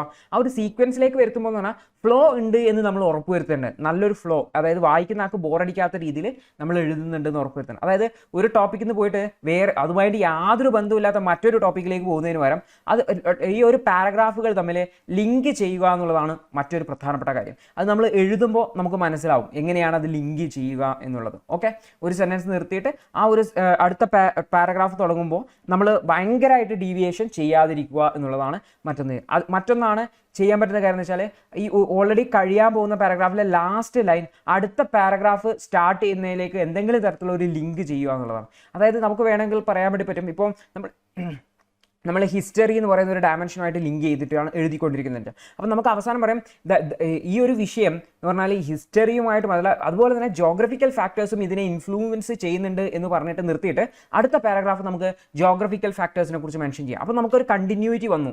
ഹിസ്റ്ററിയെ മാത്രമല്ല ജോഗ്രഫിക്കൽ ഫാക്ടേഴ്സിനെയും ഇൻഫ്ലുവൻസ് ചെയ്യുന്നുണ്ട് എന്ന് പറഞ്ഞിട്ട് നമുക്കതിനെ ജോഗ്രഫിയിൽ നിന്ന് തുടങ്ങാം. അപ്പോൾ അങ്ങനെ ലിങ്ക് ചെയ്യാൻ വേണ്ടി ശ്രമിക്കും. അപ്പോൾ ഒരു കണ്ടിന്യൂറ്റി നമുക്ക് ഫീൽ ആവും എന്നുള്ളതാണ്. അപ്പോൾ അടുത്ത് നോക്കുക, ensure the continuity of flow of the essay. നമ്മൾ ആ ഒരു കണ്ടിന്യൂറ്റി ഉറപ്പുവരുത്തുക. അപ്പോൾ ഒരു പാരഗ്രാഫ് കഴിയാൻ പോകുമ്പോൾ അടുത്ത പാരഗ്രാഫിനുള്ള എന്തെങ്കിലും ഒരു ലിങ്കേജ് നമ്മൾ കൊടുക്കാൻ വേണ്ടി ശ്രദ്ധിക്കുക എന്നുള്ളതാണ് നമ്മൾ ശ്രദ്ധിക്കാനായിട്ടുള്ള കാര്യം. അപ്പോൾ ഒരു കണ്ടിന്യൂറ്റി വായിക്കുന്ന ആൾക്ക് ഫീൽ ആവും എന്നുള്ളതാണ്. ഇനി അടുത്ത ലാസ്റ്റ് ഭാഗമാണ് കൺക്ലൂഷൻ എന്നുള്ളത്. അപ്പോൾ ഈ ഒരു കൺക്ലൂഷൻ എന്ന് പറഞ്ഞാൽ അവസാനത്തെ ഒരു 1-2 പാരഗ്രാഫ് നമുക്ക് യൂസ് ചെയ്യാവുന്നതാണ്. അപ്പോൾ കൺക്ലൂഡ് ചെയ്യുന്ന സമയത്ത് നമ്മൾ ശ്രദ്ധിക്കേണ്ട കാര്യം എന്ന് വെച്ചാൽ നല്ലൊരു good balanced conclusion. In case ചില ടോപ്പിക്കുകൾ നമുക്ക് കുറച്ചുകൂടി നമ്മൾക്ക് ഒരു സ്ട്രോങ് ആയിട്ടുള്ള ഒപ്പീനിയൻ ഒക്കെ ഉള്ള ഒരു ടോപ്പിക്കുകളായിരിക്കും. ഉദാഹരണത്തിന് ഈ ഒരു എന്താണെന്ന് വെച്ചാൽ ഡൊമസ്റ്റിക് വയലൻസ്. ഇപ്പോൾ ഡൊമസ്റ്റിക് വയലൻസിനെ കുറിച്ചൊക്കെയാണ്, അല്ലെങ്കിൽ സ്ത്രീകൾ നേരിടുന്ന പ്രശ്നങ്ങളെ കുറിച്ചൊക്കെയാണ് ഒരു ടോപ്പിക്കെങ്കിൽ ചില ആൾക്കാർക്ക് ചില ആൾക്കാർ പ്രത്യേകിച്ചും സ്ത്രീകളൊക്കെ ആണെങ്കിൽ അവർക്ക് ഈ ഒരു പാട്രിയാർക്കൽ സൊസൈറ്റിക്കെതിരെ ഭയങ്കരമായിട്ടുള്ള എതിർപ്പുള്ള ഒരു സ്വഭാവമുള്ള, കാരണം സ്ട്രോങ് ആയിട്ടുള്ള ഒരു ഒപ്പീനിയനുള്ള ആൾക്കാരാണ്. അങ്ങനെയുള്ള ആൾക്കാരാണെങ്കിലും ശ്രദ്ധിക്കേണ്ട കാര്യം എന്ന് വെച്ചാൽ നമ്മൾ ഒരിക്കലും ഒരു ടോപ്പ് ലെവൽ ഓഫീസർ പോകുമ്പോൾ നമ്മൾ നമ്മുടെ സൈഡ് മാത്രം പിടിച്ചു നിൽക്കരുത്. കാരണം രണ്ട് ഭാഗത്തിനും അവരുടേതായ ശരിയും തെറ്റുകളും ഒക്കെ ഉണ്ടാവും. അതിനിടയ്ക്ക് നമുക്കൊരു ബാലൻസ്ഡ് ആയിട്ടുള്ള ഒരു കൺക്ലൂഷൻ മാത്രം എടുക്കണം. ഡൊമസ്റ്റിക് വയലൻസ് എന്തായാലും തെറ്റാണ്, അത് ശരിയാണെന്നൊന്നല്ല പറയുന്നത്. പക്ഷെ അതിൻ്റെ റീസൺസ് എന്ന് പറഞ്ഞു കഴിഞ്ഞാൽ പല തരത്തിലുള്ള റീസൺസ് ഉണ്ട്. കാരണം നമ്മുടെ ഹിസ്റ്റോറിക്കൽ ആയിട്ടുള്ള അല്ലെങ്കിൽ കൾച്ചറൽ ആയിട്ടുള്ള റീസൺസ് ഒക്കെ ഉണ്ട്. അപ്പോൾ അതിനെയൊക്കെ മാറ്റണമെങ്കിൽ വെറുതെ ആൾക്കാരെ എന്ത് ചെയ്യുക, അങ്ങനെ പറയുന്ന ഒരാളെ നമ്മൾ ജയിലിലടക്കുക ഒന്നല്ല വേണ്ടത്. അങ്ങനെ പ്രവർത്തിക്കുന്ന ഒരാളെ, ഡൊമസ്റ്റിക് വയലൻസ് ചെയ്യുന്ന ഒരാളെ ജയിലിലടക്കേണ്ടതായിട്ടുണ്ട്. പക്ഷെ അതായത് സ്ത്രീകളാണ് അടുക്കളയിൽ പണിയെടുക്കേണ്ടതെന്ന് പറയുന്ന ഒരാളെ ജയിലിലടക്കാൻ പറ്റില്ല. മറിച്ച് അദ്ദേഹത്തിന് നമ്മൾ അവെയർ ചെയ്യുക, അദ്ദേഹത്തിന് മനസ്സിലാക്കി കൊടുക്കുക, വിദ്യാഭ്യാസ സിസ്റ്റത്തിൽ മാറ്റം വരുത്തുക, അങ്ങനെയുള്ള സൊല്യൂഷനിലേക്ക് നമ്മൾ പോകേണ്ടതായിട്ടുണ്ട്. ഓക്കെ, അപ്പോൾ ഞാൻ പറഞ്ഞു എന്ന് വെച്ചാൽ ഞാൻ ഡൊമസ്റ്റിക് വയലൻസിനെ സപ്പോർട്ട് ചെയ്തിട്ടൊന്നല്ല പറഞ്ഞത്, മറിച്ച് നമ്മുടെ ഒരാളുടെ ഒരു ടോപ്പിക്കിനെ കുറിച്ച് ഒരാളുടെ അഭിപ്രായം എന്ന് വെച്ച് കഴിഞ്ഞാൽ അദ്ദേഹത്തിന് നമ്മൾ ഈ ഒരു പഠിക്കുന്ന വിഷയം മാത്രമല്ല, നമ്മൾ സമൂഹത്തിൽ നിന്നുള്ള കിട്ടുന്ന ഇൻപുട്ടുകൾ, അങ്ങനെ ഒരുപാട് ഇൻപുട്ടുകളുണ്ട്. അപ്പോൾ ഒരാൾ ഏതെങ്കിലും ഒരു വിഷയത്തിനെ കുറിച്ചുള്ള അഭിപ്രായം എന്ന് പറഞ്ഞു കഴിഞ്ഞാൽ എപ്പോഴും ഒരു ബയാസ്ഡ് ആവാതിരിക്കാൻ ശ്രദ്ധിക്കുക എന്നുള്ളതാണ്. ഏതെങ്കിലും ഒരു സൈഡിലേക്ക് വരാതിരിക്കാൻ വേണ്ടി ശ്രദ്ധിക്കുക, അതിന് പകരം ഗുഡും ബാലൻസ്ഡും ആക്കി മാറ്റാൻ വേണ്ടി ശ്രദ്ധിക്കുക എന്നുള്ളതാണ്. അപ്പം ഞാൻ ഈ ഒരു എക്സാമ്പിൾ പറയുമ്പോൾ നിങ്ങൾ കൺഫ്യൂസ് ആവരുത്, അതായത് ഇതിനെ എതിർത്തൂടെ എന്നൊന്നും ചിന്തിക്കരുത്. ഞാൻ പറഞ്ഞത് എന്താണെന്ന് വെച്ചാൽ നമ്മൾ അതിന് ബയാസ്ഡ് ആയി പോവാതെ, നമ്മളിപ്പോൾ അതിനെ എന്ന് വെച്ചാൽ മൊത്തം ആണുങ്ങൾ അല്ലെങ്കിൽ മൊത്തം പുരുഷവർഗം എതിരാണ്, മൊത്തം പുരുഷവർഗത്തെ നിയന്ത്രിക്കേണ്ടതായിട്ടുണ്ട് എന്നുള്ള രീതിയിലൊന്നും നമ്മൾ സ്ട്രോങ് ആയിട്ട് പറയരുത്. അല്ലെങ്കിൽ മൊത്തം സ്ത്രീകളാണ് പ്രശ്നക്കാർ എന്നുള്ള രീതിയിലൊന്നും പറയരുത്. അല്ലെങ്കിൽ ഏതെങ്കിലും കാസ്റ്റുമായി ബന്ധപ്പെട്ട ഇഷ്യൂസ് ഒക്കെ ആണെങ്കിൽ ആ കാസ്റ്റ് പ്രശ്നക്കാരാണെന്നൊന്നും പറയരുത്. അല്ലെങ്കിൽ ഗവൺമെൻറ്റുമായി ബന്ധപ്പെട്ട എന്തെങ്കിലും ഇഷ്യൂ ആണെങ്കിൽ ഗവൺമെൻറ് പോക്കാണ്, ഗവൺമെൻറ് ശരിയല്ല എന്നുള്ള രീതിയിലൊന്നും പറയരുത്. നമ്മൾ ബാലൻസ്ഡ് ആയിട്ട് പറയുക എന്നുള്ളതാണ്.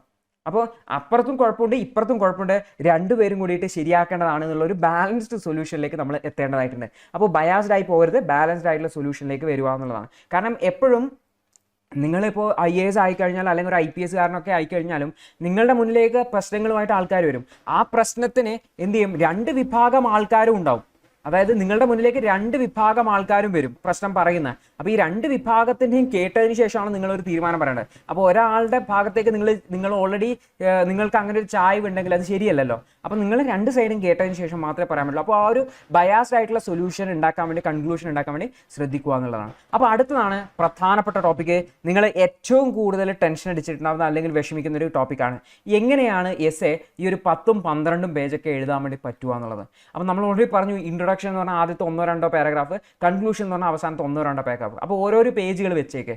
അപ്പോൾ ഓരോരോ പേജ് ഒഴിവി കഴിഞ്ഞാൽ 12 പേജിലെ 2 പേജ് പോയി, ബാക്കി 10 പേജ് എങ്ങനെ നമ്മൾ എഴുതി നിറക്കാനാണ് എസ്സേ എന്നുള്ളത്. അപ്പോൾ ശ്രദ്ധിക്കേണ്ട കാര്യം എന്ന് വെച്ചാൽ എസ്സേ എഴുതുന്നതിന് ഞാൻ ഓൾറെഡി പറഞ്ഞു, നമ്മൾ ഓരോ ടോപ്പിക്കുകളുമായിട്ട് ലിങ്ക് ചെയ്യണം. അതിനെ ഞാൻ ഡയമെൻഷൻസ് എന്ന് വിളിച്ചു. അപ്പോൾ ഈ ഒരു ഡയമെൻഷൻസ് എന്ന് പറയുമ്പോൾ ഓരോ ടോപ്പിക്കുകളാണ്. അപ്പോൾ ആ ഒരു ടോപ്പിക്കുകൾ എങ്ങനെ കണ്ടെത്താം, ഏതൊക്കെ ടോപ്പിക്കുകളുമായിട്ട് ലിങ്ക് ചെയ്യണം എന്നൊക്കെ ഒരു ഐഡിയ ഉണ്ടാവും. ഇതിനുള്ള ബെസ്റ്റ് വഴി എന്ന് പറഞ്ഞു കഴിഞ്ഞാൽ UPSCയുടെ സിലബസ് കൃത്യമായിട്ട് അറിയുക എന്നുള്ളത്. കാരണം UPSCയുടെ സിലബസ് ഫ്രെയിം ചെയ്തിരിക്കുന്നത് എങ്ങനെയാണെന്ന് വെച്ച് കഴിഞ്ഞാൽ, അതായത് നമ്മുടെ ഡൈവേഴ്സ് ആയിട്ടുള്ള ഇന്ത്യയെ സംബന്ധിച്ച് അല്ലെങ്കിൽ ലോകത്തെ സംബന്ധിച്ച് എല്ലാ മേഖലകളെയും ടച്ച് ചെയ്യുന്ന രീതിയിലാണ് UPSCയുടെ സിലബസ് സ്ട്രക്ചർ ചെയ്തിരിക്കുന്നത്. അത് UPSCയുടെ സിലബസ് കൃത്യമായിട്ട് അറിയുന്നവർക്കും മനസ്സിലാവും.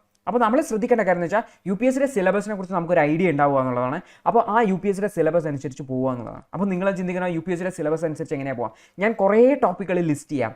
ഇതിനെയാണ് ഓരോ ഡയമെൻഷൻസ് എന്ന് വിളിക്കുന്നത്. അപ്പോൾ ഈ ഓരോ ടോപ്പിക്കുകളുമായിട്ട് നിങ്ങൾക്ക് ലിങ്ക് ചെയ്യാൻ വേണ്ടി പറ്റണം. ആ ഒരു വിഷയത്തെ, നിങ്ങൾക്ക് എസ്സേ തന്ന വിഷയത്തെ ഇതുമായിട്ട് ലിങ്ക് ചെയ്യാം. അപ്പോൾ ശ്രദ്ധിക്കുക, നിങ്ങൾക്ക് തന്ന ടോപ്പിക്ക് ഞാൻ ലിസ്റ്റ് ചെയ്യുന്ന ഓരോ ടോപ്പിക്കുമായിട്ടും ഡയമെൻഷനായിട്ട് ലിങ്ക് ചെയ്യാൻ പറ്റണമെന്നില്ല. ഇപ്പം ഞാനൊരു 15ഓ 20ഓ ഡയമെൻഷൻസ് ഇവിടെ ലിസ്റ്റ് ചെയ്യും. ഈ 15 ഡയമെൻഷനുമായിട്ട് നിങ്ങൾക്ക് ലിങ്ക് ചെയ്യാൻ പറ്റണം. അതിലൊരു 8ഓ 9ഓ ഡയമെൻഷനുമായിട്ട് ലിങ്ക് ചെയ്യാൻ പറ്റുമല്ലോ. അപ്പോൾ ഒരു ഡയമെൻഷനായിട്ട് ലിങ്ക് ചെയ്തിട്ട് നിങ്ങൾക്ക് ഒരു പാരഗ്രാഫ് എഴുതാൻ പറ്റും, 1/2 പേജുള്ള ഒരു പാരഗ്രാഫ് എഴുതാൻ പറ്റുമെന്ന് വിചാരിച്ചോ.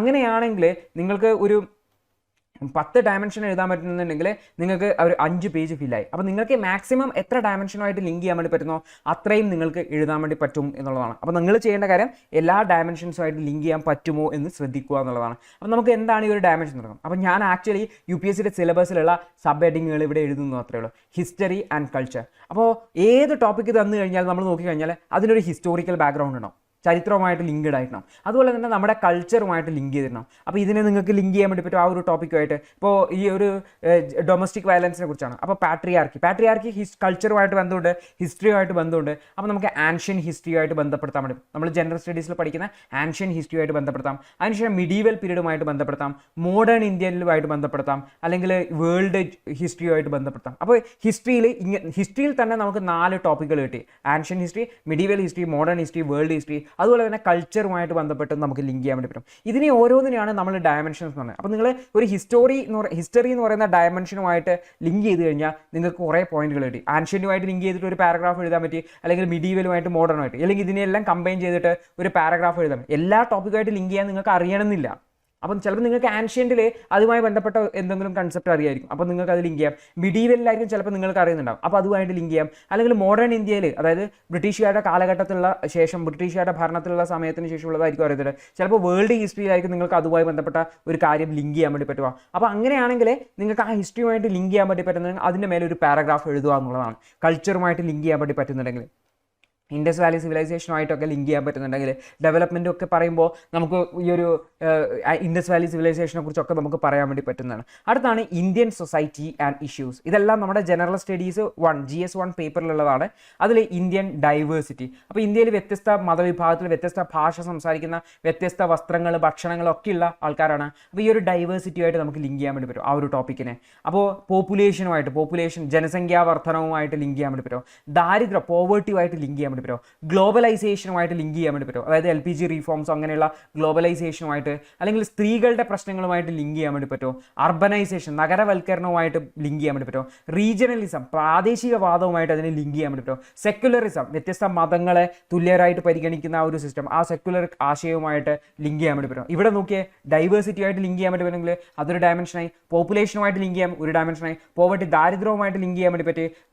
ഗ്ലോബലൈസേഷനുമായിട്ട്, സ്ത്രീകളുടെ പ്രശ്നങ്ങൾ പ്രശ്നങ്ങൾ അതുമായി ബന്ധപ്പെട്ട്, അർബനൈസേഷനുമായിട്ട് ലിങ്ക് ചെയ്യാൻ പറ്റും, നഗരവൽക്കരണവുമായി ബന്ധപ്പെട്ട്, റീജിയണലിസം പ്രാദേശികവാദവുമായിട്ട് ലിങ്ക് ചെയ്യാൻ പറ്റുന്ന, സെക്കുലറിസം മതവുമായി ബന്ധപ്പെട്ട കാര്യങ്ങളുമായിട്ട്, അതായത് വ്യത്യസ്ത മതങ്ങളെ തുല്യരായി പരിഗണിക്കുന്നതിന് വേണ്ടി, അപ്പോൾ ഇങ്ങനെ ലിങ്ക് ചെയ്യാൻ വേണ്ടി പറ്റുമോ? ഇതെല്ലാം ഓരോ ഡയമെൻഷൻസ് ആണ്. അപ്പോൾ ഇതെല്ലാം നിങ്ങൾക്ക് ഒരു ഐഡിയ ഉണ്ടെങ്കിൽ നിങ്ങൾക്ക് ഓരോന്നുമായിട്ട് എനിക്ക് തന്ന ടോപ്പിക്കിൽ ഡൈവേഴ്സിറ്റി ആയിട്ട് എങ്ങനെയെങ്കിലും ലിങ്ക് ചെയ്യാൻ പറ്റും. ഇത് ഇങ്ങനെ ലിങ്ക് ചെയ്യാം, അപ്പോൾ എനിക്കതൊരു പോയിന്റുകളായി. അടുത്ത പോപ്പുലേഷനുമായിട്ട് ലിങ്ക് ചെയ്യാൻ പറ്റും, പോപ്പുലേഷൻ വർധന, പോപ്പുലേഷൻ എക്സ്പ്ലോഷൻ, ഇതുമായി ദാരിദ്ര്യവുമായി ബന്ധപ്പെടുത്താൻ പറ്റും. അങ്ങനെ ഓരോന്നും നോക്കുകയാണ്. അടുത്തത് ജിയോഗ്രഫി. അടുത്തത് നമ്മുടെ GS1 സിലബസിലുണ്ടാകും ജിയോഗ്രഫി, ഇന്ത്യൻ ജിയോഗ്രഫി, അതായത് ജിയോഗ്രഫിക്കൽ പെർസ്പെക്റ്റീവിൽ നമുക്ക് ആ ഒരു വിഷയമായിട്ട് ലിങ്ക് ചെയ്യാൻ വേണ്ടി പറ്റുമോ? അപ്പോൾ നമ്മൾ നോക്കിക്കഴിഞ്ഞാൽ ഇപ്പോൾ ഈ ഒരു വിമൻസ് സ്ത്രീകളുടെ ഇഷ്യൂസൊക്കെയാണ് പറയുന്നതെങ്കിൽ നമുക്ക് പലപ്പോഴും പറയാൻ വേണ്ടി പറ്റുന്നതെന്ന് വെച്ചാൽ, അതായത് ഈ ഒരു ബഹുഭാര്യാത്വം എന്നൊക്കെ പറഞ്ഞു, ഒരു പുരുഷന് ഒന്നിലധികം സ്ത്രീകൾ ഉണ്ടാകുന്നത്, അത് കൾച്ചറുമായിട്ട് ലിങ്ക് ചെയ്തിരിക്കുന്നതാണ്, പോപ്പുലേഷൻ ഇഷ്യൂമായിട്ടാണ്. കാരണം അവിടെ സ്ത്രീകളുടെ പോപ്പുലേഷൻ ഭയങ്കര കൂടുതലും ആണുങ്ങളുടെ പോപ്പുലേഷൻ കുറവുമായിട്ടുള്ള സ്ഥലങ്ങളാണെങ്കിൽ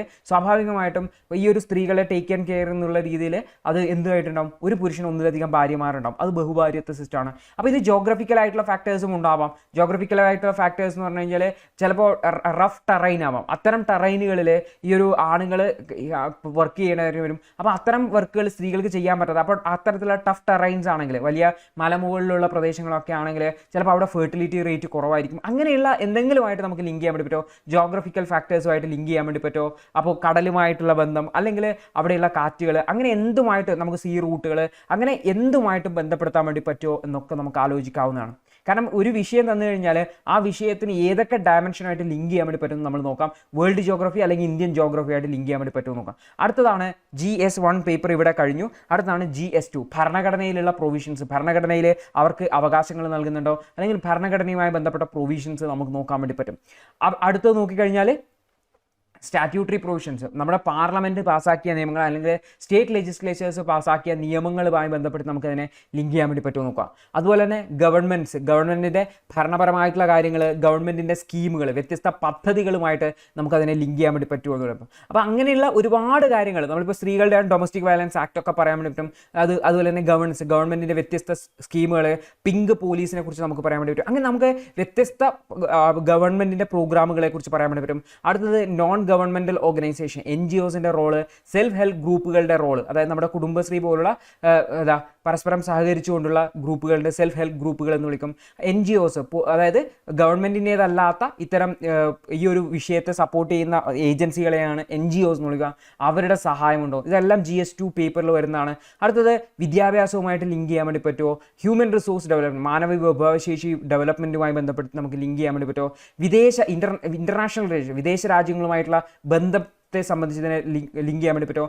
ഇന്ത്യൻ ഡയസ്പോറ, അതായത് ഇന്ത്യക്കാരായ ആൾക്കാർ വിദേശങ്ങളിൽ പോയി ജോലി ചെയ്യുന്നതിനാണ് ഇന്ത്യൻ ഡയസ്പോറ എന്ന് വിളിക്കുന്നത്. അവരുമായിട്ട് നമുക്ക് ലിങ്ക് ചെയ്യാൻ വേണ്ടി പറ്റുമോ നോക്കുക. അതുപോലെ തന്നെ ഇൻ്റർനാഷണൽ ഓർഗനൈസേഷൻ, അന്താരാഷ്ട്ര സംഘടനകളുടെ ആ ഒരു വിഷയത്തിന് മേലുള്ള റോള് നമുക്ക് ലിങ്ക് ചെയ്യാൻ വേണ്ടി പറ്റുമോ നോക്കുക. അതുപോലെ തന്നെ ഇപ്പോൾ ഇത്രയും ആകുമ്പോഴത്തേക്ക് നമ്മുടെ GS2 പേപ്പർ കഴിഞ്ഞു. അടുത്ത നമ്മൾ GS3 പേപ്പറിലേക്കാണ്. ഇന്ത്യൻ എക്കണോമി, ഇന്ത്യൻ സാമ്പത്തിക രംഗവുമായിട്ട് ഡെവലപ്മെൻറ്റുമായിട്ട് ഗവൺമെൻറ്റിൻ്റെ ഇതുവരെയുള്ള പ്ലാനിങ്, നമ്മുടെ പഞ്ചവത്സര പദ്ധതികളിലോ പ്ലാനിങ്ങിലോ ഡെവലപ്മെൻറ്റിലോ ഒക്കെ അതുമായിട്ട് ലിങ്ക് ചെയ്യാൻ വേണ്ടി പറ്റും നോക്കുക. ബഡ്ജറ്റിൽ പ്രൊവിഷൻസ്, എന്തെങ്കിലും ഇപ്പോൾ സ്ത്രീകളുമായിട്ടാണെങ്കിൽ ജെൻഡർ ബഡ്ജറ്റിംഗ് എന്ന് പറഞ്ഞൊരു ഐഡിയ ഉണ്ട്, അത് അങ്ങനെയുള്ളത്. ടാക്സേഷൻ, സ്ത്രീകൾക്ക് എന്തെങ്കിലും ടാക്സ് ബെനിഫിറ്റ്സ് കൊടുക്കുന്നുണ്ടോ, അങ്ങനെയുള്ള കാര്യങ്ങൾ. അപ്പോൾ ചിലപ്പോൾ ഈ വൃദ്ധരുമായിട്ടൊക്കെ ആണെങ്കിൽ വൃദ്ധർക്ക് നമ്മൾ ടാക്സ് ബെനിഫിറ്റ്സ് കൊടുക്കുന്നുണ്ട്, ഇൻകം ടാക്സിൽ ബെനിഫിറ്റുകൾ കൊടുക്കുന്നുണ്ട്, ബഡ്ജറ്ററി പ്രൊവിഷൻസ് ഉണ്ടാവാറുണ്ട്, അവർക്ക് പെൻഷൻ കൊടുക്കുന്നുണ്ട്. അപ്പോൾ ഇതൊക്കെ നമുക്കിതിൽ ഐഡൻറ്റിഫൈ ചെയ്തിട്ട് ലിങ്ക് ചെയ്യാൻ വേണ്ടി പറ്റുന്നതാണ്. അതിനുശേഷം നമ്മുടെ വിവിധ സെക്ടേഴ്സുമായിട്ട്, നമ്മുടെ എക്കണോമിയുടെ വിവിധ സെക്ടേഴ്സാണ്. അഗ്രികൾച്ചറുമായിട്ട് ലിങ്ക് ചെയ്യാൻ വേണ്ടി പറ്റുമോ? ഇൻഡസ്ട്രിയുമായിട്ട് ലിങ്ക് ചെയ്യാൻ പറ്റുമോ? സർവീസ് സെക്ടറുമായിട്ട് ലിങ്ക് ചെയ്യാൻ വേണ്ടി പറ്റുമോ നോക്കുക. അപ്പോൾ പല വിഷയങ്ങളും സ്ത്രീകളൊക്കെ ആണെങ്കിൽ അഗ്രികൾച്ചറുമായിട്ട് ലിങ്ക് ചെയ്യാൻ വേണ്ടി പറ്റും. അവർ പ്രധാനമായിട്ടും ഇതിൽ ഡിസ്ഗൈസ്ഡ് എംപ്ലോയ്മെൻറ്റ് എന്ന് പറയുന്ന ഒരു ഐഡിയയിലേക്കാണ് വരിക. അതായത് ആക്ച്വലി ആ ജോലി ചെയ്യാൻ 5 പേര് മതി, പക്ഷേ അവർ 10 പേര് കൂടി ചേർന്നിട്ടാണ് ഈ ജോലി ചെയ്യുന്നുണ്ടാവുക. അപ്പോൾ അത്തരത്തിലുള്ള കാര്യങ്ങളിൽ അഗ്രികൾച്ചറുമായിട്ട് ലിങ്ക് ചെയ്യാൻ വേണ്ടി പറ്റും, ഇൻഡസ്ട്രിയുമായിട്ട് ലിങ്ക് ചെയ്യാൻ വേണ്ടി പറ്റുമോ, സർവീസ് സെക്ടറുമായിട്ട് ലിങ്ക് ചെയ്യാൻ വേണ്ടി പറ്റുമോ എന്നൊക്കെ നോക്കുക.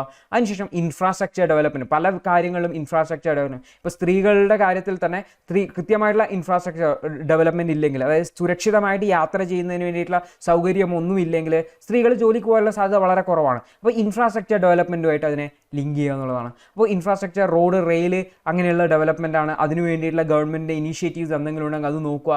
അപ്പോൾ അങ്ങനെയുള്ള കാര്യങ്ങളൊക്കെ ശ്രദ്ധിക്കേണ്ടതായിട്ടുണ്ട്. അങ്ങനെയുള്ള വിഷയങ്ങളുമായിട്ട് നമുക്ക് ലിങ്ക് ചെയ്യാൻ വേണ്ടി പറ്റുമോ നോക്കുക. അതിനുശേഷം ടെക്നോളജി, സാങ്കേതികമായിട്ടുള്ള ഡെവലപ്മെൻറ്റിനെ കുറിച്ച് നോക്കുക. അപ്പോൾ പലപ്പോഴും നമുക്ക് കാണാൻ വേണ്ടി പറ്റുമോ എന്തെങ്കിലും നമ്മുടെ ഈ ഒരു ഗവൺമെൻറ്റിൻ്റെ കോൾ നമ്പേഴ്സ് ഒക്കെ ഉണ്ടാവും, സാങ്കേതികമായിട്ടുള്ള നമ്പർ, അല്ലെങ്കിൽ അത്തരത്തിലുള്ള ആപ്പുകളൊക്കെ ഉണ്ട് സ്ത്രീകളുടെ സുരക്ഷയ്ക്ക് വേണ്ടിയിട്ടുള്ള.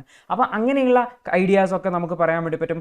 ഡെവലപ്മെൻറ്റുമായി ബന്ധപ്പെട്ട് ടെക്നോളജിയുടെ സാങ്കേതികപരമായിട്ടുള്ള ഡെവലപ്മെൻറ്റുമായിട്ട് ഇഷ്യൂസ്, അങ്ങനെ നമുക്ക് ഈ ഒരു വിഷയമായിട്ട് ലിങ്ക് ചെയ്യാൻ വേണ്ടി പറ്റുമോ എന്ന് നോക്കുക എന്നുള്ളതാണ്. അടുത്ത് നോക്കിക്കഴിഞ്ഞാൽ എൻവയോൺമെൻറ്റും പൊല്യൂഷനുമായിട്ട് നമുക്ക് ലിങ്ക് ചെയ്യാൻ വേണ്ടി പറ്റും. സ്ത്രീകളുടെ കാര്യം തന്നെ എൻവയോൺമെൻറ്റായിട്ട് എങ്ങനെയാണ് ഇവർ വിറകടുപ്പുകൾ യൂസ് ചെയ്യുന്നുണ്ടാവും. അപ്പോൾ വിറകടുപ്പുകൾ യൂസ് ചെയ്യുമ്പോൾ അത് എൻവയോൺമെൻറ്റൽ പൊല്യൂഷനും കാരണമാവാം, അതുപോലെ തന്നെ അവരുടെ ഹെൽത്തിനും അത് ബാധിക്കാൻ സാധ്യതയുണ്ട്. അപ്പോൾ നമ്മൾ എങ്ങനെയാണ് ഓരോ ടോപ്പിക്കായിട്ട് ലിങ്ക് ചെയ്യേണ്ടതെന്നാണ് ഞാൻ പറഞ്ഞു തരുന്നത്. അപ്പോൾ നമ്മൾ ഓരോ ടോപ്പിക്ക് നമ്മുടെ മനസ്സിലേക്ക് വരുമ്പോൾ നമുക്ക് ഇതിൽ നിന്നെല്ലാം പോയിന്റുകൾ കിട്ടും എന്നുള്ളതാണ്. അടുത്ത് നോക്കിക്കഴിഞ്ഞാൽ ഡിസാസ്റ്റർ മാനേജ്മെൻറ്റ്, അതായത് ദുരന്തങ്ങൾ ഉണ്ടാകുമ്പോൾ ആ ദുരന്തങ്ങൾ എങ്ങനെ മാനേജ് ചെയ്യാം. കാരണം ആ ഒരു വിഷയവുമായി ബന്ധപ്പെട്ട് നമുക്ക് ഡിസാസ്റ്റർ മാനേജ്മെൻറ്റിന് ലിങ്ക് ചെയ്യാൻ വേണ്ടി പറ്റുമെന്ന് നമ്മൾ നോക്കേണ്ടതായിട്ടുണ്ട്. അടുത്തത് ഇൻറ്റേർണൽ സെക്യൂരിറ്റിയുമായിട്ട്, ആഭ്യന്തര സുരക്ഷയുമായിട്ട്, അതായത് ലെഫ്റ്റ് വിങ് എക്സ്ട്രീമിസം ഉണ്ട്. ലെഫ്റ്റ് വിങ് എക്സ്ട്രീമിസം എന്ന് പറഞ്ഞാൽ മാവോയിസ്റ്റ് ഗ്രൂപ്പുകളുടെ ആക്ടിവിറ്റീസ് ഉണ്ട്. ടെററിസ്റ്റ് ആക്ടിവിറ്റീസ് ഉണ്ട്. അപ്പോൾ ഈ ടെററിസ്റ്റ് ആക്ടിവിറ്റീസിലൊക്കെ മിക്കവാറും ഇരകളായി മാറുന്ന സ്ത്രീകളൊക്കെ ആയിരിക്കും. അപ്പോൾ നമ്മൾ ഈ ഒരു ഐസിസിൻ്റെ കേസിലൊക്കെ അവർക്കൊക്കെ ലൈംഗിക അടിമകൾ എന്നൊക്കെ പറഞ്ഞിട്ടുള്ള ഐഡിയ ഒക്കെ ഉണ്ട്. അപ്പോൾ സ്ത്രീകളെ അവർ ലൈംഗിക ചൂഷണം ചെയ്യുന്ന ഒക്കെ. അപ്പോൾ ടെററിസവുമായിട്ട് ബന്ധപ്പെടുത്തി വേണമെങ്കിൽ അവരെ ലിങ്ക് ചെയ്യാം, സ്ത്രീകളുടെ ഇഷ്യൂസ് ഒക്കെ ആയിട്ട് ലിങ്ക് ചെയ്യാം. അപ്പോൾ നമ്മൾ നോക്കിക്കഴിഞ്ഞാൽ നമുക്ക് ഏത് ടോപ്പിക്കിനെ ലിങ്ക് ചെയ്യാൻ വേണ്ടി പറ്റും. പക്ഷേ നമുക്കൊരു ഐഡിയ ഉണ്ടായിരിക്കണം എന്ന് മാത്രമേ ഉള്ളൂ. അപ്പോൾ ഇത്രയും ടോപ്പിക്കുകൾ കഴിഞ്ഞിട്ടില്ല, ഇനിയും ഉണ്ടത്ര മീഡിയയുടെ റോള്, അതായത് നമ്മുടെ പത്രമാധ്യമങ്ങളുടെ റോള്, അതുമായിട്ട് ലിങ്ക് ചെയ്യാൻ വേണ്ടി പറ്റുമോ. സൈബർ സെക്യൂരിറ്റി, അതായത് നമ്മുടെ ഇൻ്റർനെറ്റിലുള്ള സെക്യൂരിറ്റിയുമായിട്ട് ലിങ്ക് ചെയ്യാൻ വേണ്ടി പറ്റുമോ. എത്തിക്സ്, അവസാനത്തെ പേപ്പറാണ് എത്തിക്സ്, ആ ഒരു എത്തിക്സുമായിട്ട് ലിങ്ക് ചെയ്യാൻ വേണ്ടി പറ്റും. അപ്പം ഞാനിപ്പോൾ ചെയ്തിരിക്കുന്നത് ഡയമെൻഷൻസ് എന്ന് പറഞ്ഞിട്ട് UPSCയുടെ സിലബസിലുള്ള ഓരോ സബ് ടോപ്പിക്കുകളെയും ഞാൻ എഴുതിയിരിക്കുകയാണ്. അപ്പോൾ ഈ ഓരോ ഡയമെൻഷനിലേക്ക് നിങ്ങൾക്ക് ലിങ്ക് ചെയ്യാൻ വേണ്ടി പറ്റുമോ. അപ്പോൾ ഞാൻ അറ്റ്ലീസ്റ്റ് ഒരു 20 ടോപ്പിക്കുകൾ പറഞ്ഞിട്ടുണ്ടാവും. ഓരോ ടോപ്പിക്കിലും നിങ്ങൾക്ക് ഒരു പാരഗ്രാഫ് വെച്ച് എഴുതാൻ വേണ്ടി പറ്റുന്ന വിചാരിച്ചോ. ഒരു പാരഗ്രാഫ് എന്ന് വെച്ചാൽ ഒരു പേജിൽ 2 പാരഗ്രാഫാണ്, നിങ്ങൾക്ക് 10 പേജ് സുഖസുന്ദരമായിട്ട് എഴുതാൻ വേണ്ടി പറ്റും. നിങ്ങൾ ചെയ്യേണ്ട കാര്യം എന്ന് വെച്ചാൽ UPSCയുടെ സിലബസിലുള്ള ഈ ഒരു വാക്കുകൾ നിങ്ങളുടെ മനസ്സിലുണ്ടാവണം. ഈ ഒരു ഓരോ വാക്കുകളുമായിട്ട് ഓരോ ഡയമെൻഷനുമായിട്ടും നിങ്ങൾക്ക് ആ ഒരു ടോപ്പിക്കിനെ ലിങ്ക് ചെയ്യാൻ വേണ്ടി പറ്റുമോ നോക്കുക. ലിങ്ക് ചെയ്യാൻ പറ്റുമെങ്കിൽ ആ ഒരു ടോപ്പിക്കുമായിട്ട് നിങ്ങൾക്ക് ഇതിനെ സംബന്ധിച്ച് എഴുതാൻ വേണ്ടി പറ്റുന്ന പോയിന്റ് ഒന്ന് ലിസ്റ്റ് ഔട്ട് ചെയ്യുക. നമ്മുടെ ബാക്കിൽ ആദ്യത്തെ 15 മിനിറ്റിൽ ചെയ്യേണ്ട കാര്യമാണ് പറയുന്നത്. ലിസ്റ്റ് ഔട്ട് ചെയ്യുക, അതിനുശേഷം അതിനൊന്ന് സ്ട്രക്ചർ ചെയ്തിട്ട് നമ്മുടെ എസ്സേയിലേക്ക് എഴുതുക എന്നുള്ളതാണ്. ഓക്കെ, ഇതാണ് ഡയമെൻഷൻസ് എന്ന് പറയുന്നത്. അപ്പോൾ ഓരോ ഡയമെൻഷൻസിനെ കുറിച്ച് നിങ്ങൾക്ക് ലിങ്ക് ചെയ്യാൻ വേണ്ടി പറ്റുമെന്ന് നിങ്ങൾക്ക് സുഖസുന്ദരമായിട്ട് 10 പേജ് അല്ല 20 പേജ് എസ്സേ വേണമെങ്കിലും എഴുതാൻ വേണ്ടി പറ്റും. പക്ഷേ നമ്മൾ വേർഡ് ലിമിറ്റ് അടിയേറിയതുകൊണ്ട് പ്രിസൈസ് ആയിട്ട് എഴുതാൻ വേണ്ടി ശ്രമിക്കുക എന്നുള്ളത്. അവസാനം കറണ്ട് അഫയേഴ്സുമായിട്ട് വേണമെങ്കിൽ ലിങ്ക് ചെയ്യാം. കാരണം കറണ്ട് അഫയേഴ്സിൽ പല വാർത്തകളും നിറഞ്ഞിടണം. അപ്പോൾ ഈ ഒരു കറണ്ട് അഫയേഴ്സുമായി ബന്ധപ്പെട്ടിട്ടുള്ള വാർത്തകളും അറിവുകളും ഒക്കെ ഉണ്ടെങ്കിൽ നമുക്കതും ലിങ്ക് ചെയ്യാവുന്നതാണ്. അപ്പോൾ നമ്മൾക്ക് ഏതൊക്കെ ഞാൻ ഈ പറഞ്ഞ ഡയമെൻഷൻ കൂടാതെ മറ്റേതെങ്കിലും ഡയമെൻഷൻസ് നിങ്ങൾക്ക് മനസ്സിൽ വരുന്നുണ്ടെങ്കിൽ അതുമായിട്ട് ലിങ്ക് ചെയ്യാവുന്നതാണ്. എല്ലാ കാര്യങ്ങളുമായിട്ട് നമുക്ക് ലിങ്ക് ചെയ്യാം. നമുക്ക് അതിൽ നിന്നൊക്കെ ഓരോ പാരഗ്രാഫ് ഡെവലപ്പ് ചെയ്യാം. മറിച്ച് അതിന് പറയാനുള്ള പോയിന്റ്സ് നമ്മുടെ കയ്യിൽ ഉണ്ടാവണം എന്ന് മാത്രമേ ഉള്ളൂ. അപ്പോൾ ഇതാണ് ഡയമെൻഷൻസ് എന്നുകൊണ്ട് ഉദ്ദേശിക്കുന്നത്. അപ്പോൾ ഇതിനെക്കുറിച്ച് കൃത്യമായിട്ടുള്ള ഐഡിയ കിട്ടിയിട്ടുണ്ടെന്ന് വെച്ചു. അപ്പോൾ നിങ്ങൾക്ക് ഈ ഒരു സംഭവം വേണമെങ്കിൽ ഒന്ന് നോട്ട് ചെയ്തെടുക്കാവുന്നതാണ്. അപ്പോൾ ഈ ഒരു ഡയമെൻഷൻസ് ഒക്കെ ഒന്ന് നോട്ട് ചെയ്തെടുത്തതിന് ശേഷം നിങ്ങൾ ഓരോ ടോപ്പിക്കിൽ എസ്സേ എഴുതാൻ പോകുമ്പോൾ ഇതിൽ ഏതൊക്കെ ടോപ്പിക്കുമായിട്ട് ലിങ്ക് ചെയ്യാൻ വേണ്ടി പറ്റും എന്നുള്ളത് നിങ്ങൾ പ്രാക്ടീസ് ചെയ്യുക. ഓർത്ത് വെക്കുക, എസ്സേ പെട്ടെന്ന് പോയിട്ട് നമുക്ക് എസ്സേ എഴുതാൻ വേണ്ടി പറ്റില്ല. ഈ ഒരു ക്ലാസ് കേട്ട ഉടനെ നിങ്ങൾക്ക് എസ്സേ എഴുതാൻ വേണ്ടി പറ്റില്ല. നിങ്ങൾ ഈ ഒരു ഡയമെൻഷൻസുമായിട്ട് ലിങ്ക് ചെയ്യുന്നത് ഞാൻ ആ പറഞ്ഞ പോലെയുള്ള ആ ഒരു ബ്രെയിൻ സ്റ്റോമിംഗ് വർക്ക് ചെയ്യേണ്ടതായിട്ടുണ്ട്. അതിനുശേഷം മാത്രമാണ് നമുക്കൊരു കൃത്യമായിട്ടുള്ള സ്ട്രക്ചേർഡ് ആയിട്ടുള്ള എസ്സേ എഴുതാൻ വേണ്ടി പറ്റുക. അപ്പോൾ ഒരു നല്ല എസ്സേ എന്ന് പറഞ്ഞു കഴിഞ്ഞാൽ, ഒരു ഗുഡ് എസ്സേ എന്ന് പറഞ്ഞു കഴിഞ്ഞാൽ നിങ്ങൾ ശ്രദ്ധിക്കേണ്ട കാര്യം ചോദ്യത്തിനനുസരിച്ച് തന്നെ ഉത്തരം എഴുതാൻ ശ്രമിക്കുക. അതായത് എസ്സേയുടെ ടോപ്പിക് എന്താണോ അതിനനുസരിച്ച് തന്നെ ഉത്തരം എഴുതാൻ ശ്രമിക്കുക. നിങ്ങളുടെ വേർഡ് ലിമിറ്റ് ചെയ്യുക. വേർഡ് ലിമിറ്റ് ചെയ്യുക എന്ന് വെച്ചാൽ 1000 മുതൽ 1200 എന്ന് വെച്ചാൽ അത്ര തന്നെ ലിമിറ്റ് ചെയ്യുക. അതിൽ കൂടാതിരിക്കാൻ ശ്രദ്ധിക്കുക. മിനിമം 1000 എങ്കിലും വരുന്നുണ്ടെന്ന് നോക്കുക. വ്യത്യസ്ത ഡയമെൻഷൻസ്, അതിൻ്റെ എക്സാമ്പിൾസ്, അതിൻ്റെ സപ്പോർട്ടിംഗ് പോയിന്റ്സ്, ആർഗ്യുമെൻറ്റ്സ്, ഇതെല്ലാം നമുക്ക് ആ ഒരു പാരഗ്രാഫിൽ തന്നെ പറയാൻ വേണ്ടി പറ്റുന്നുണ്ടെങ്കിൽ നമുക്ക് നല്ലൊരു എസ്സേ എഴുതാൻ വേണ്ടി പറ്റും. സഫീഷ്യൻറ്റ് വേർഡ് ലിമിറ്റ് നമുക്ക് മീറ്റ് ചെയ്യാൻ വേണ്ടി പറ്റും എന്നുള്ളതാണ്. അടുത്തത് നല്ലൊരു പ്രസൻറ്റേഷൻ സ്കില്ലാണ്. നല്ലൊരു പ്രസൻറ്റേഷൻ സ്കിൽ എന്ന് പറയുന്നത് ഞാൻ ഉദ്ദേശിച്ചത് ഭയങ്കര ഇംഗ്ലീഷ് സ്കിൽ എന്നല്ല. നമ്മൾ പാരഗ്രാഫുകൾ വലിയ പാരഗ്രാഫുകൾ ആവാതിരിക്കാൻ ശ്രദ്ധിക്കുക. ചെറിയ പാരഗ്രാഫുകളാവുക.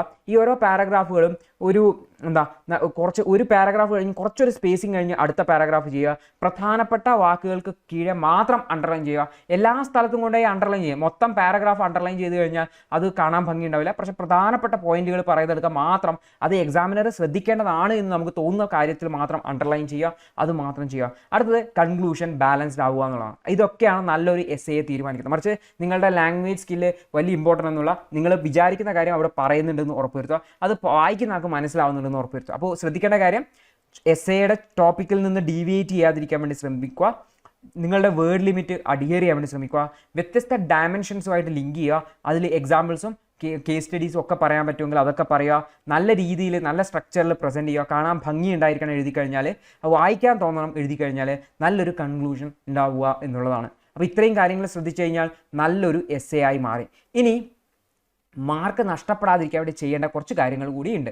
കാരണം ഇത് നമ്മൾ നല്ല എസ്സേ എന്ന് പറഞ്ഞു. അപ്പോൾ ഇതിൽ ഈ പറയുന്ന കാര്യങ്ങൾ എന്തെങ്കിലും ഉൾപ്പെടുത്തിയിട്ടുണ്ടെങ്കിൽ നിങ്ങളുടെ മാർക്ക് പോകാനുള്ള സാധ്യതയുണ്ട്. ഇത് ജനറൽ സ്റ്റഡീസ് പേപ്പറിനും സെയിം കണ്ടീഷൻസ് തന്നെയാണ്. ശ്രദ്ധിക്കേണ്ട കാര്യം എന്ന് വെച്ചാൽ ഒരു ടോപ്പിക്കിലും സ്പെഷ്യലിസ്റ്റ് ആവാതിരിക്കാൻ ശ്രദ്ധിക്കുക എന്നുള്ളതാണ്. ഒരു ടോപ്പിക്കിലും സ്പെഷ്യലിസ്റ്റ് ആവാതിരിക്കാൻ ശ്രദ്ധിക്കുക എന്ന് പറഞ്ഞു കഴിഞ്ഞാൽ നമ്മൾ ഓൾറെഡി പറഞ്ഞു കൺസൈസ് ആയിരിക്കണം എന്നുള്ളത്. അപ്പോൾ നമുക്ക് ഇപ്പോൾ അതിലുള്ള ഏതെങ്കിലും ഒരു വിഷയത്തിൽ നന്നായിട്ട് അറിയാമെന്ന് വെച്ചോ, അതുകൊണ്ട് ആ ഒരു വിഷയം ഇലാബറേറ്റ് ചെയ്ത് പോകരുത്. കാരണം എല്ലാ ടോപ്പിക്കിനും എല്ലാ ഡയമെൻഷനും ഈക്വൽ ഇമ്പോർട്ടൻസ് കൊടുത്തിട്ടായിരിക്കണം നമ്മൾ വളരെ ബ്രോഡായിട്ട് ആ ടോപ്പിക്കിൽ ഡിസ്കസ് ചെയ്യേണ്ടതായിട്ടുള്ളത്. അപ്പോൾ എക്സാമിനർ വായിക്കുന്ന സമയത്ത് ഒരേ ടോപ്പിക്ക് തന്നെ എന്താണ് കുറേ പറഞ്ഞിട്ടുണ്ട്.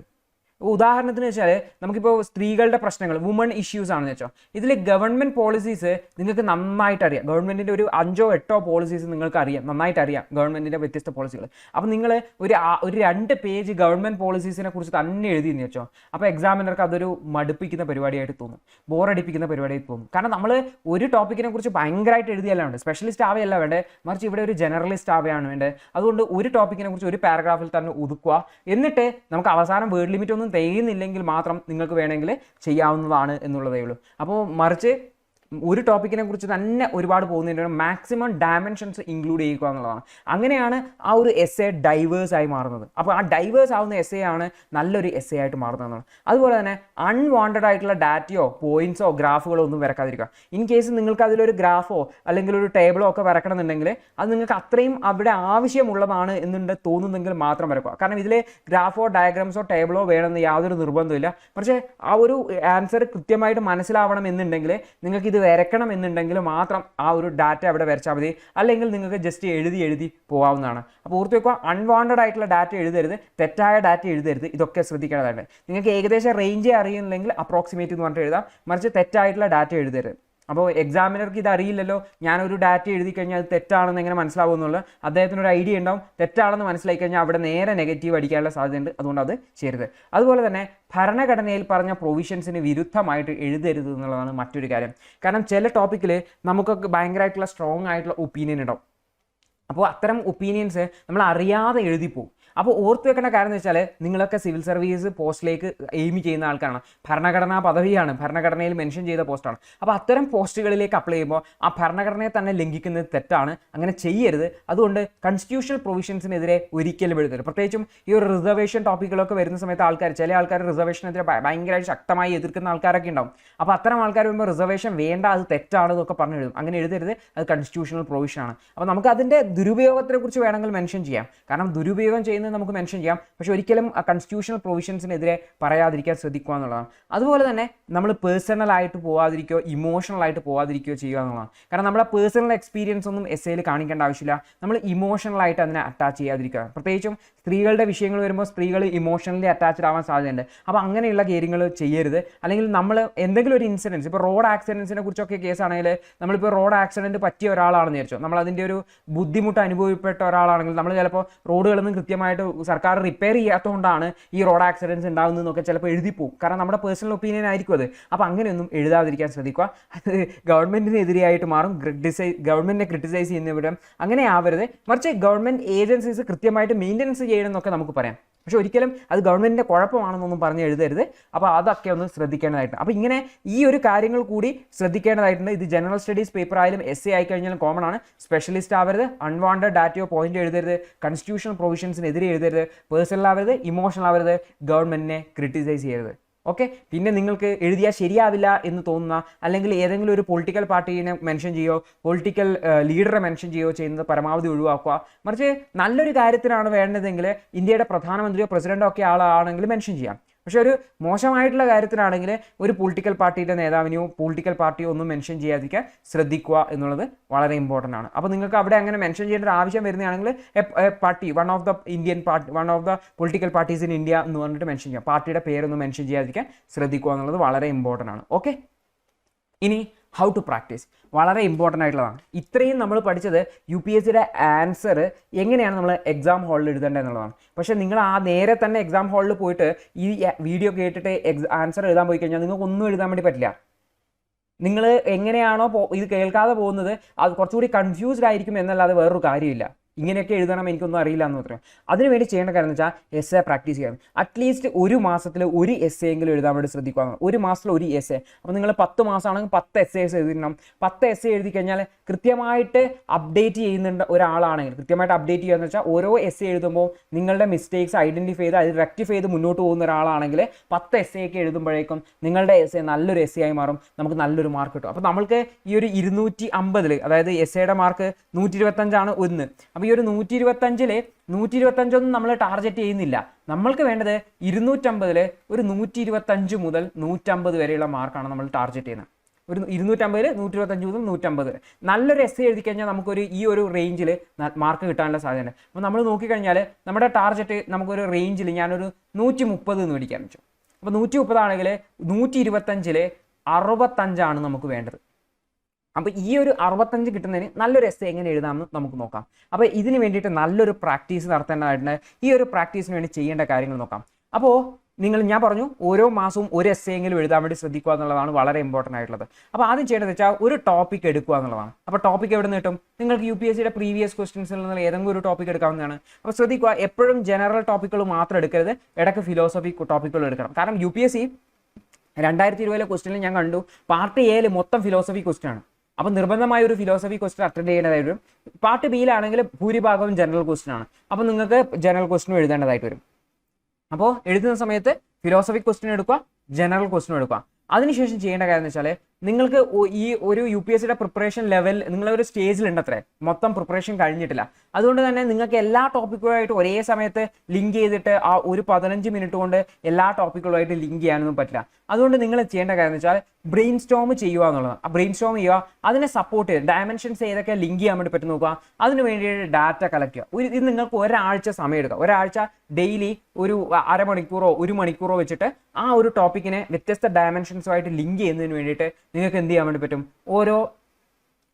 ഓരോ ഡാറ്റയും മറ്റേതൊക്കെ കളക്ട് ചെയ്യുക എന്നുള്ളതാണ്. അപ്പോൾ നിങ്ങൾക്കത് ഇൻ്റർനെറ്റ് സെർച്ച് ചെയ്യാം. നിങ്ങൾ ജനറൽ സ്റ്റഡീസ് പഠിക്കുമ്പോൾ നിങ്ങൾക്ക് ഒരു ഐഡിയ കിട്ടും. അങ്ങനെയുള്ള കാര്യങ്ങളൊക്കെ നിങ്ങൾക്ക് വെച്ചിട്ട് നിങ്ങൾക്ക് എന്ത് ചെയ്യാൻ വേണ്ടി വരും? ഒരാഴ്ചയൊക്കെ സമയം എടുത്തിട്ട് ഡാറ്റ കളക്ട് ചെയ്യുക. ഈ ഡാറ്റ കളക്ട് ചെയ്തതിന് ശേഷം അവസാനം നമ്മൾ ചെയ്യേണ്ട കാര്യം എന്ന് വെച്ചാൽ ഈ ഡാറ്റയെ കൃത്യമായിട്ട് റേഷണലൈസ് ചെയ്യുക, ഓർഗനൈസ് ചെയ്യുക.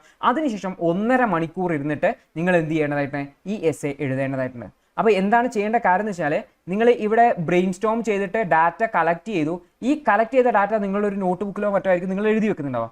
ഈ സംഭവം ഒന്ന് മൊത്തത്തിൽ വായിക്കുക. ഒരാഴ്ച കളക്ട് ചെയ്ത ഡാറ്റ മൊത്തത്തിൽ വായിച്ചതിന് ശേഷം എന്ത് ചെയ്യേണ്ടതായിട്ടുണ്ട്? നേരെ 1.5 മണിക്കൂറിൻ്റെ എക്സാം എഴുതാൻ വേണ്ടി പോവുക. ആദ്യത്തെ 15 മിനിറ്റ് നിങ്ങളിപ്പോൾ വായിച്ചിട്ട് വന്നതല്ലേ, അപ്പോൾ നിങ്ങളുടെ ഓർമ്മയിൽ നിന്ന് നിങ്ങൾ എടുക്കുക. എന്നിട്ട് ആദ്യത്തെ 15 മിനിറ്റ് കൊണ്ട് എന്ത് ചെയ്യേണ്ടതായിട്ടുണ്ട്?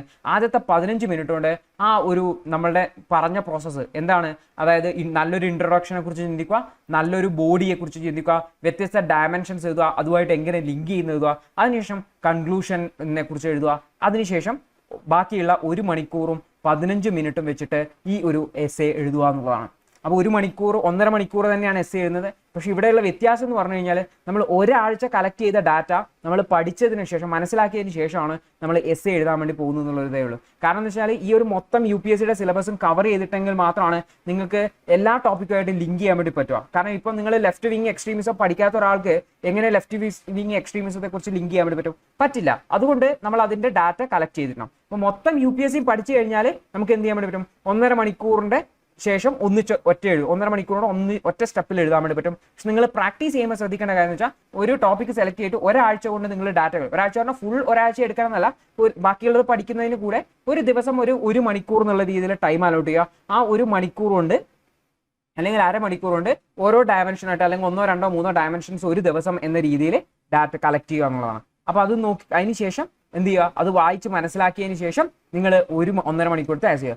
അടുത്ത ശ്രദ്ധിക്കേണ്ട കാര്യം എന്ന് വെച്ചാൽ നിങ്ങൾ എസ് എ എഴുതുവാണ്, നിങ്ങൾ എഴുതിയ എസ് എ നല്ലൊരു എസ് എ ആണെന്ന് എങ്ങനെയാണ് മനസ്സിലാവുക? ഇത് ആരെ കൊണ്ടെങ്കിലും വായിപ്പിക്കണം എന്നുള്ളതാണ്. അപ്പോൾ നിങ്ങൾക്ക് നിങ്ങളുടെ സുഹൃത്തിനെ കൊണ്ടോ നിങ്ങളുടെ പാരൻസിനെ കൊണ്ടോ ആരെ കൊണ്ട് വേണമെങ്കിലും വായിപ്പിക്കാവുന്നതാണ്. അല്ലെങ്കിൽ നിങ്ങളുടെ ഒന്നിച്ച് പ്രിപ്പയർ ചെയ്യുന്ന ആളെ കൊണ്ടോ വായിപ്പിക്കുക, പരസ്പരം അങ്ങോട്ടും ഇങ്ങോട്ടോ റിവ്യൂ ചെയ്യിക്കുക.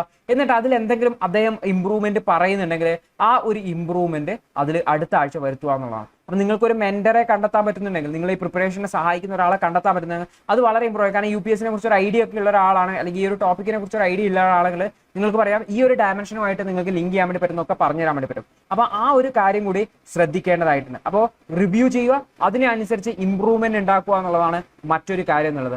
അപ്പോൾ ഇത്രയുമാണ് എസ് എ എഴുതുമ്പോൾ നിങ്ങൾ ശ്രദ്ധിക്കേണ്ട കാര്യം. അപ്പോൾ എങ്ങനെയാണ് പ്രാക്ടീസ് ചെയ്യേണ്ടതെന്ന് പറഞ്ഞു, എങ്ങനെയാണ് നിങ്ങൾ പ്രിപ്പയർ ചെയ്യേണ്ടതെന്ന് പറഞ്ഞു. അപ്പോൾ ഇനി നിങ്ങൾക്ക് എസ് എ എഴുതുന്നതിന് കൃത്യമായിട്ടുള്ള ഒരു ഐഡിയ കിട്ടിയിട്ടുണ്ടാവും എന്നാണ് ഞാൻ പ്രതീക്ഷിക്കുന്നത്. അപ്പോൾ നമ്മൾ എസ് എ റൈറ്റിങ്ങിന് വേണ്ടിയിട്ട് പ്രാക്ടീസ് നൽകുന്നുണ്ട്. ആക്ച്വലി അത് ജെയിംസ് ക്ലബ്ബ് എന്ന് പറഞ്ഞിട്ട് ഒരു പ്രോഗ്രാം വരെയാണ്. ആക്ച്വലി നിലവിൽ അതിന്റെ അഡ്മിഷൻ നമ്മൾ ക്ലോസ് ചെയ്തിരിക്കുകയാണ്, ഇപ്പോൾ അഡ്മിഷൻ നൽകുന്നില്ല. പക്ഷെ വളരെ റെസ്ട്രിക്റ്റഡ് ആയിട്ടുള്ള അഡ്മിഷൻ നൽകുന്നുണ്ട്. അതായത് ഓൾറെഡി പ്രിപ്പയർ ചെയ്യുന്ന, ഓൾറെഡി ഈ ഒരു സബ്ജക്റ്റിനെ കുറിച്ച് കുറച്ച് ഐഡിയ ഇല്ല, കാരണം ഇനിയുള്ള ടൈം കുറവാണ്, അതുകൊണ്ടാണ് അങ്ങനെ. അപ്പൊ അങ്ങനെ ആർക്കെങ്കിലും ഈ ഒരു ഓൾറെഡി പ്രിപ്പറേഷൻ സ്റ്റാർട്ട് ചെയ്തിട്ട് ഓൾറെഡി ഈ ഒരു എസ് എ റൈറ്റിംഗ് പ്രോഗ്രാം അതുപോലെ ആൻസർ റൈറ്റിംഗ് പ്രോഗ്രാമും ഒക്കെ ആയിട്ട് ലിങ്ക് ചെയ്ത് പഠിക്കണം എന്നൊക്കെ ആഗ്രഹം ഉണ്ടെങ്കിൽ ഈ ഒരു നമ്പറിലേക്ക് കോൺടാക്ട് ചെയ്യാതാണ്. അപ്പോൾ നമ്മൾ ആദ്യം നിങ്ങളുടെ സ്റ്റാറ്റസ് ഒക്കെ മനസ്സിലാക്കും, നിങ്ങൾ എങ്ങനെയാണ് പഠിക്കുന്നതെന്നൊക്കെ മനസ്സിലാക്കും. നിങ്ങൾ ഈ ക്ലബിലേക്ക് മെമ്പർഷിപ്പിന് അർഹനാണെന്നെങ്കിൽ മാത്രമാണ് മെമ്പർഷിപ്പ് നൽകുക, നിങ്ങൾക്ക് പ്രാക്ടീസ് ചെയ്യാൻ വേണ്ടി പറ്റും. അപ്പൊ ഇത് ഫ്രീ അല്ല, ഇതിന് മന്ത്ലി ചാർജ് ഉണ്ട്. ഇത് മന്ത്ലി 499 ആണ് ചാർജ് ആയിട്ട് വരുന്നത്. ഓർത്ത് വെക്കുക, ഇത് എൻട്രി ഓപ്പൺ അല്ല. അപ്പൊ നിങ്ങൾ സീരിയസ് ആയിട്ടുള്ള ഒരു ആസ്പിരന്റ് ആണ്, കൃത്യമായിട്ട് പഠിക്കുന്ന ഒരാളാണ്, ഓൾറെഡി പഠിച്ചു തുടങ്ങിയ ഒരാളാണ്, നിങ്ങൾ കൃത്യമായിട്ട് പഠിക്കുന്ന ഒരാളാണെന്നൊക്കെ ഉണ്ടെങ്കിൽ നിങ്ങൾക്ക് വിളിക്കാവുന്നതാണ്. നിങ്ങൾ ആണ്, ഈ ഒരു ക്ലബിലേക്ക് മെമ്പർ ആവാൻ എലിജിബിൾ ആണെന്ന് തോന്നുവാണെങ്കിൽ മാത്രം നമ്മൾ മെമ്പർഷിപ്പ് തരുള്ളൂ. അപ്പോൾ ഇതിൽ ശ്രദ്ധിക്കേണ്ട കാര്യം എന്ന് വെച്ചാൽ ഇതിൽ പറയുന്ന ആൻസർ റൈറ്റിങ്ങും ആൻസേഴ്സും ഒക്കെ കൃത്യമായിട്ട് എഴുതുന്ന ആൾക്കാർക്ക് മാത്രമേ മന്ത് 2ലേക്ക് അഡ്മിഷനും ഉള്ളൂ. അപ്പോൾ വെറുതെ ഇതിൽ ജോയിൻ ചെയ്തുകൊണ്ട് മാത്രം നിങ്ങൾക്ക് നിങ്ങളുടെ ആൻസർ റൈറ്റിംഗ് ഇമ്പ്രൂവ് ആവില്ല, നിങ്ങൾ UPSC ക്ലിയർ ആവില്ല. നിങ്ങൾ എഫേർട്ട് എടുക്കാൻ റെഡി ആണെങ്കിൽ നമ്മൾ കൃത്യമായിട്ട് ഗൈഡ് ചെയ്യാൻ റെഡിയാണെന്ന് മാത്രം. അപ്പോൾ ഓർത്ത് വെക്കുക, വെറുതെ വിളിച്ചിട്ട് സമയം കളയേണ്ട ആവശ്യമില്ല. നിങ്ങൾ സീരിയസ് ആയിട്ട് പ്രിപ്പയർ ചെയ്യുന്ന ഒരാളാണ്, നിങ്ങൾക്ക് ഉത്തമ ബോധ്യം ഉണ്ടെങ്കിൽ അടുത്ത UPSC നിങ്ങൾക്ക് കൃത്യമായിട്ട് പഠിക്കണം, ആൻസർ കൃത്യമായിട്ട് എഴുതണം, എസ് എ ആൻസർ റൈറ്റിംഗ് ഒക്കെ റെഡി ആവണം എന്ന് ആഗ്രഹം ഉണ്ടെങ്കിൽ മാത്രം, സീരിയസ് ആയിട്ട് പഠിക്കുന്ന ഒരാളാണെങ്കിൽ മാത്രം കോൾ ചെയ്യുക. ഈ ഒരു നമ്പറിലേക്ക് കോൾ ചെയ്താൽ മതി, അല്ലെങ്കിൽ വാട്സപ്പ് ചെയ്താൽ മതി. കൂടുതൽ വിശദാംശങ്ങൾ പറയും. നിങ്ങളുമായിട്ട് നമ്മൾ ഫോൺ വിളിച്ച് സംസാരിക്കും. എന്നിട്ട് നിങ്ങളുടെ പ്രിപ്പറേഷൻ്റെ ലെവലിനെ കുറിച്ച് മനസ്സിലാക്കും. എന്നിട്ട് നിങ്ങൾ ആണ്, എലിജിബിൾ ആണെന്നെങ്കിൽ മാത്രം നിങ്ങൾക്ക് അഡ്മിഷൻ തരും. ഓക്കെ, അഡ്മിഷൻ ഉണ്ടെങ്കിൽ മാത്രം നിങ്ങൾ പേയ്മെന്റ് ചെയ്താൽ മതി. ഓരോ മന്ത്ലിയാണ് 499. അപ്പോൾ ഇതാണ് ഈ ഒരു ക്ലബിനെ കുറിച്ച്. അപ്പോൾ നമ്മൾ ഈ ഒരു ഫെസിലിറ്റി നൽകുന്നുണ്ട്, പക്ഷേ ഇത് റെസ്ട്രിക്റ്റഡ് ആണെന്ന് മാത്രമേ ഉള്ളൂ. അപ്പോൾ ഇത്രയും കാര്യമാണ് നമ്മൾ എസ് എ റൈറ്റിങ്ങിനെ കുറിച്ച് ശ്രദ്ധിക്കാനുള്ളത്. അപ്പോൾ ഈ ഒരു വീഡിയോ കണ്ടപ്പോൾ നിങ്ങൾക്ക് കൃത്യമായിട്ടുള്ള ഒരു ഐഡിയ കിട്ടിയിട്ടുണ്ടാവും എന്നാണ് പ്രതീക്ഷിക്കുന്നത്. നിങ്ങൾക്ക് ഈ ഒരു വീഡിയോ വളരെ യൂസ്ഫുൾ ആയിട്ടുണ്ടെങ്കിൽ തീർച്ചയായിട്ടും നിങ്ങളുടെ അഭിപ്രായം താഴെ കമൻറ്റായി രേഖപ്പെടുത്തുക. നിങ്ങളുടെ സുഹൃത്തുക്കളിലേക്ക് ഈ ഒരു വീഡിയോ പരമാവധി ഷെയർ ചെയ്യുക. അതുപോലെ തന്നെ നിങ്ങളുടെ അഭിപ്രായം താഴെ കമൻറ്റായി രേഖപ്പെടുത്തുക. വീഡിയോ ലൈക്ക് ചെയ്യുക, ഈ ഒരു ചാനൽ സബ്സ്ക്രൈബ് ചെയ്യാവുന്നതാണ്. കൂടുതൽ പ്രിപ്പറേഷൻ ബന്ധപ്പെട്ട വീഡിയോസും മറ്റും ഒക്കെ നിങ്ങൾക്ക് ഈ ഒരു ചാനൽ ലഭിക്കുന്നതാണ്. അപ്പോൾ നമുക്ക് അടുത്തൊരു വീഡിയോയിൽ കാണാം. അതുവരെ good bye, all the best.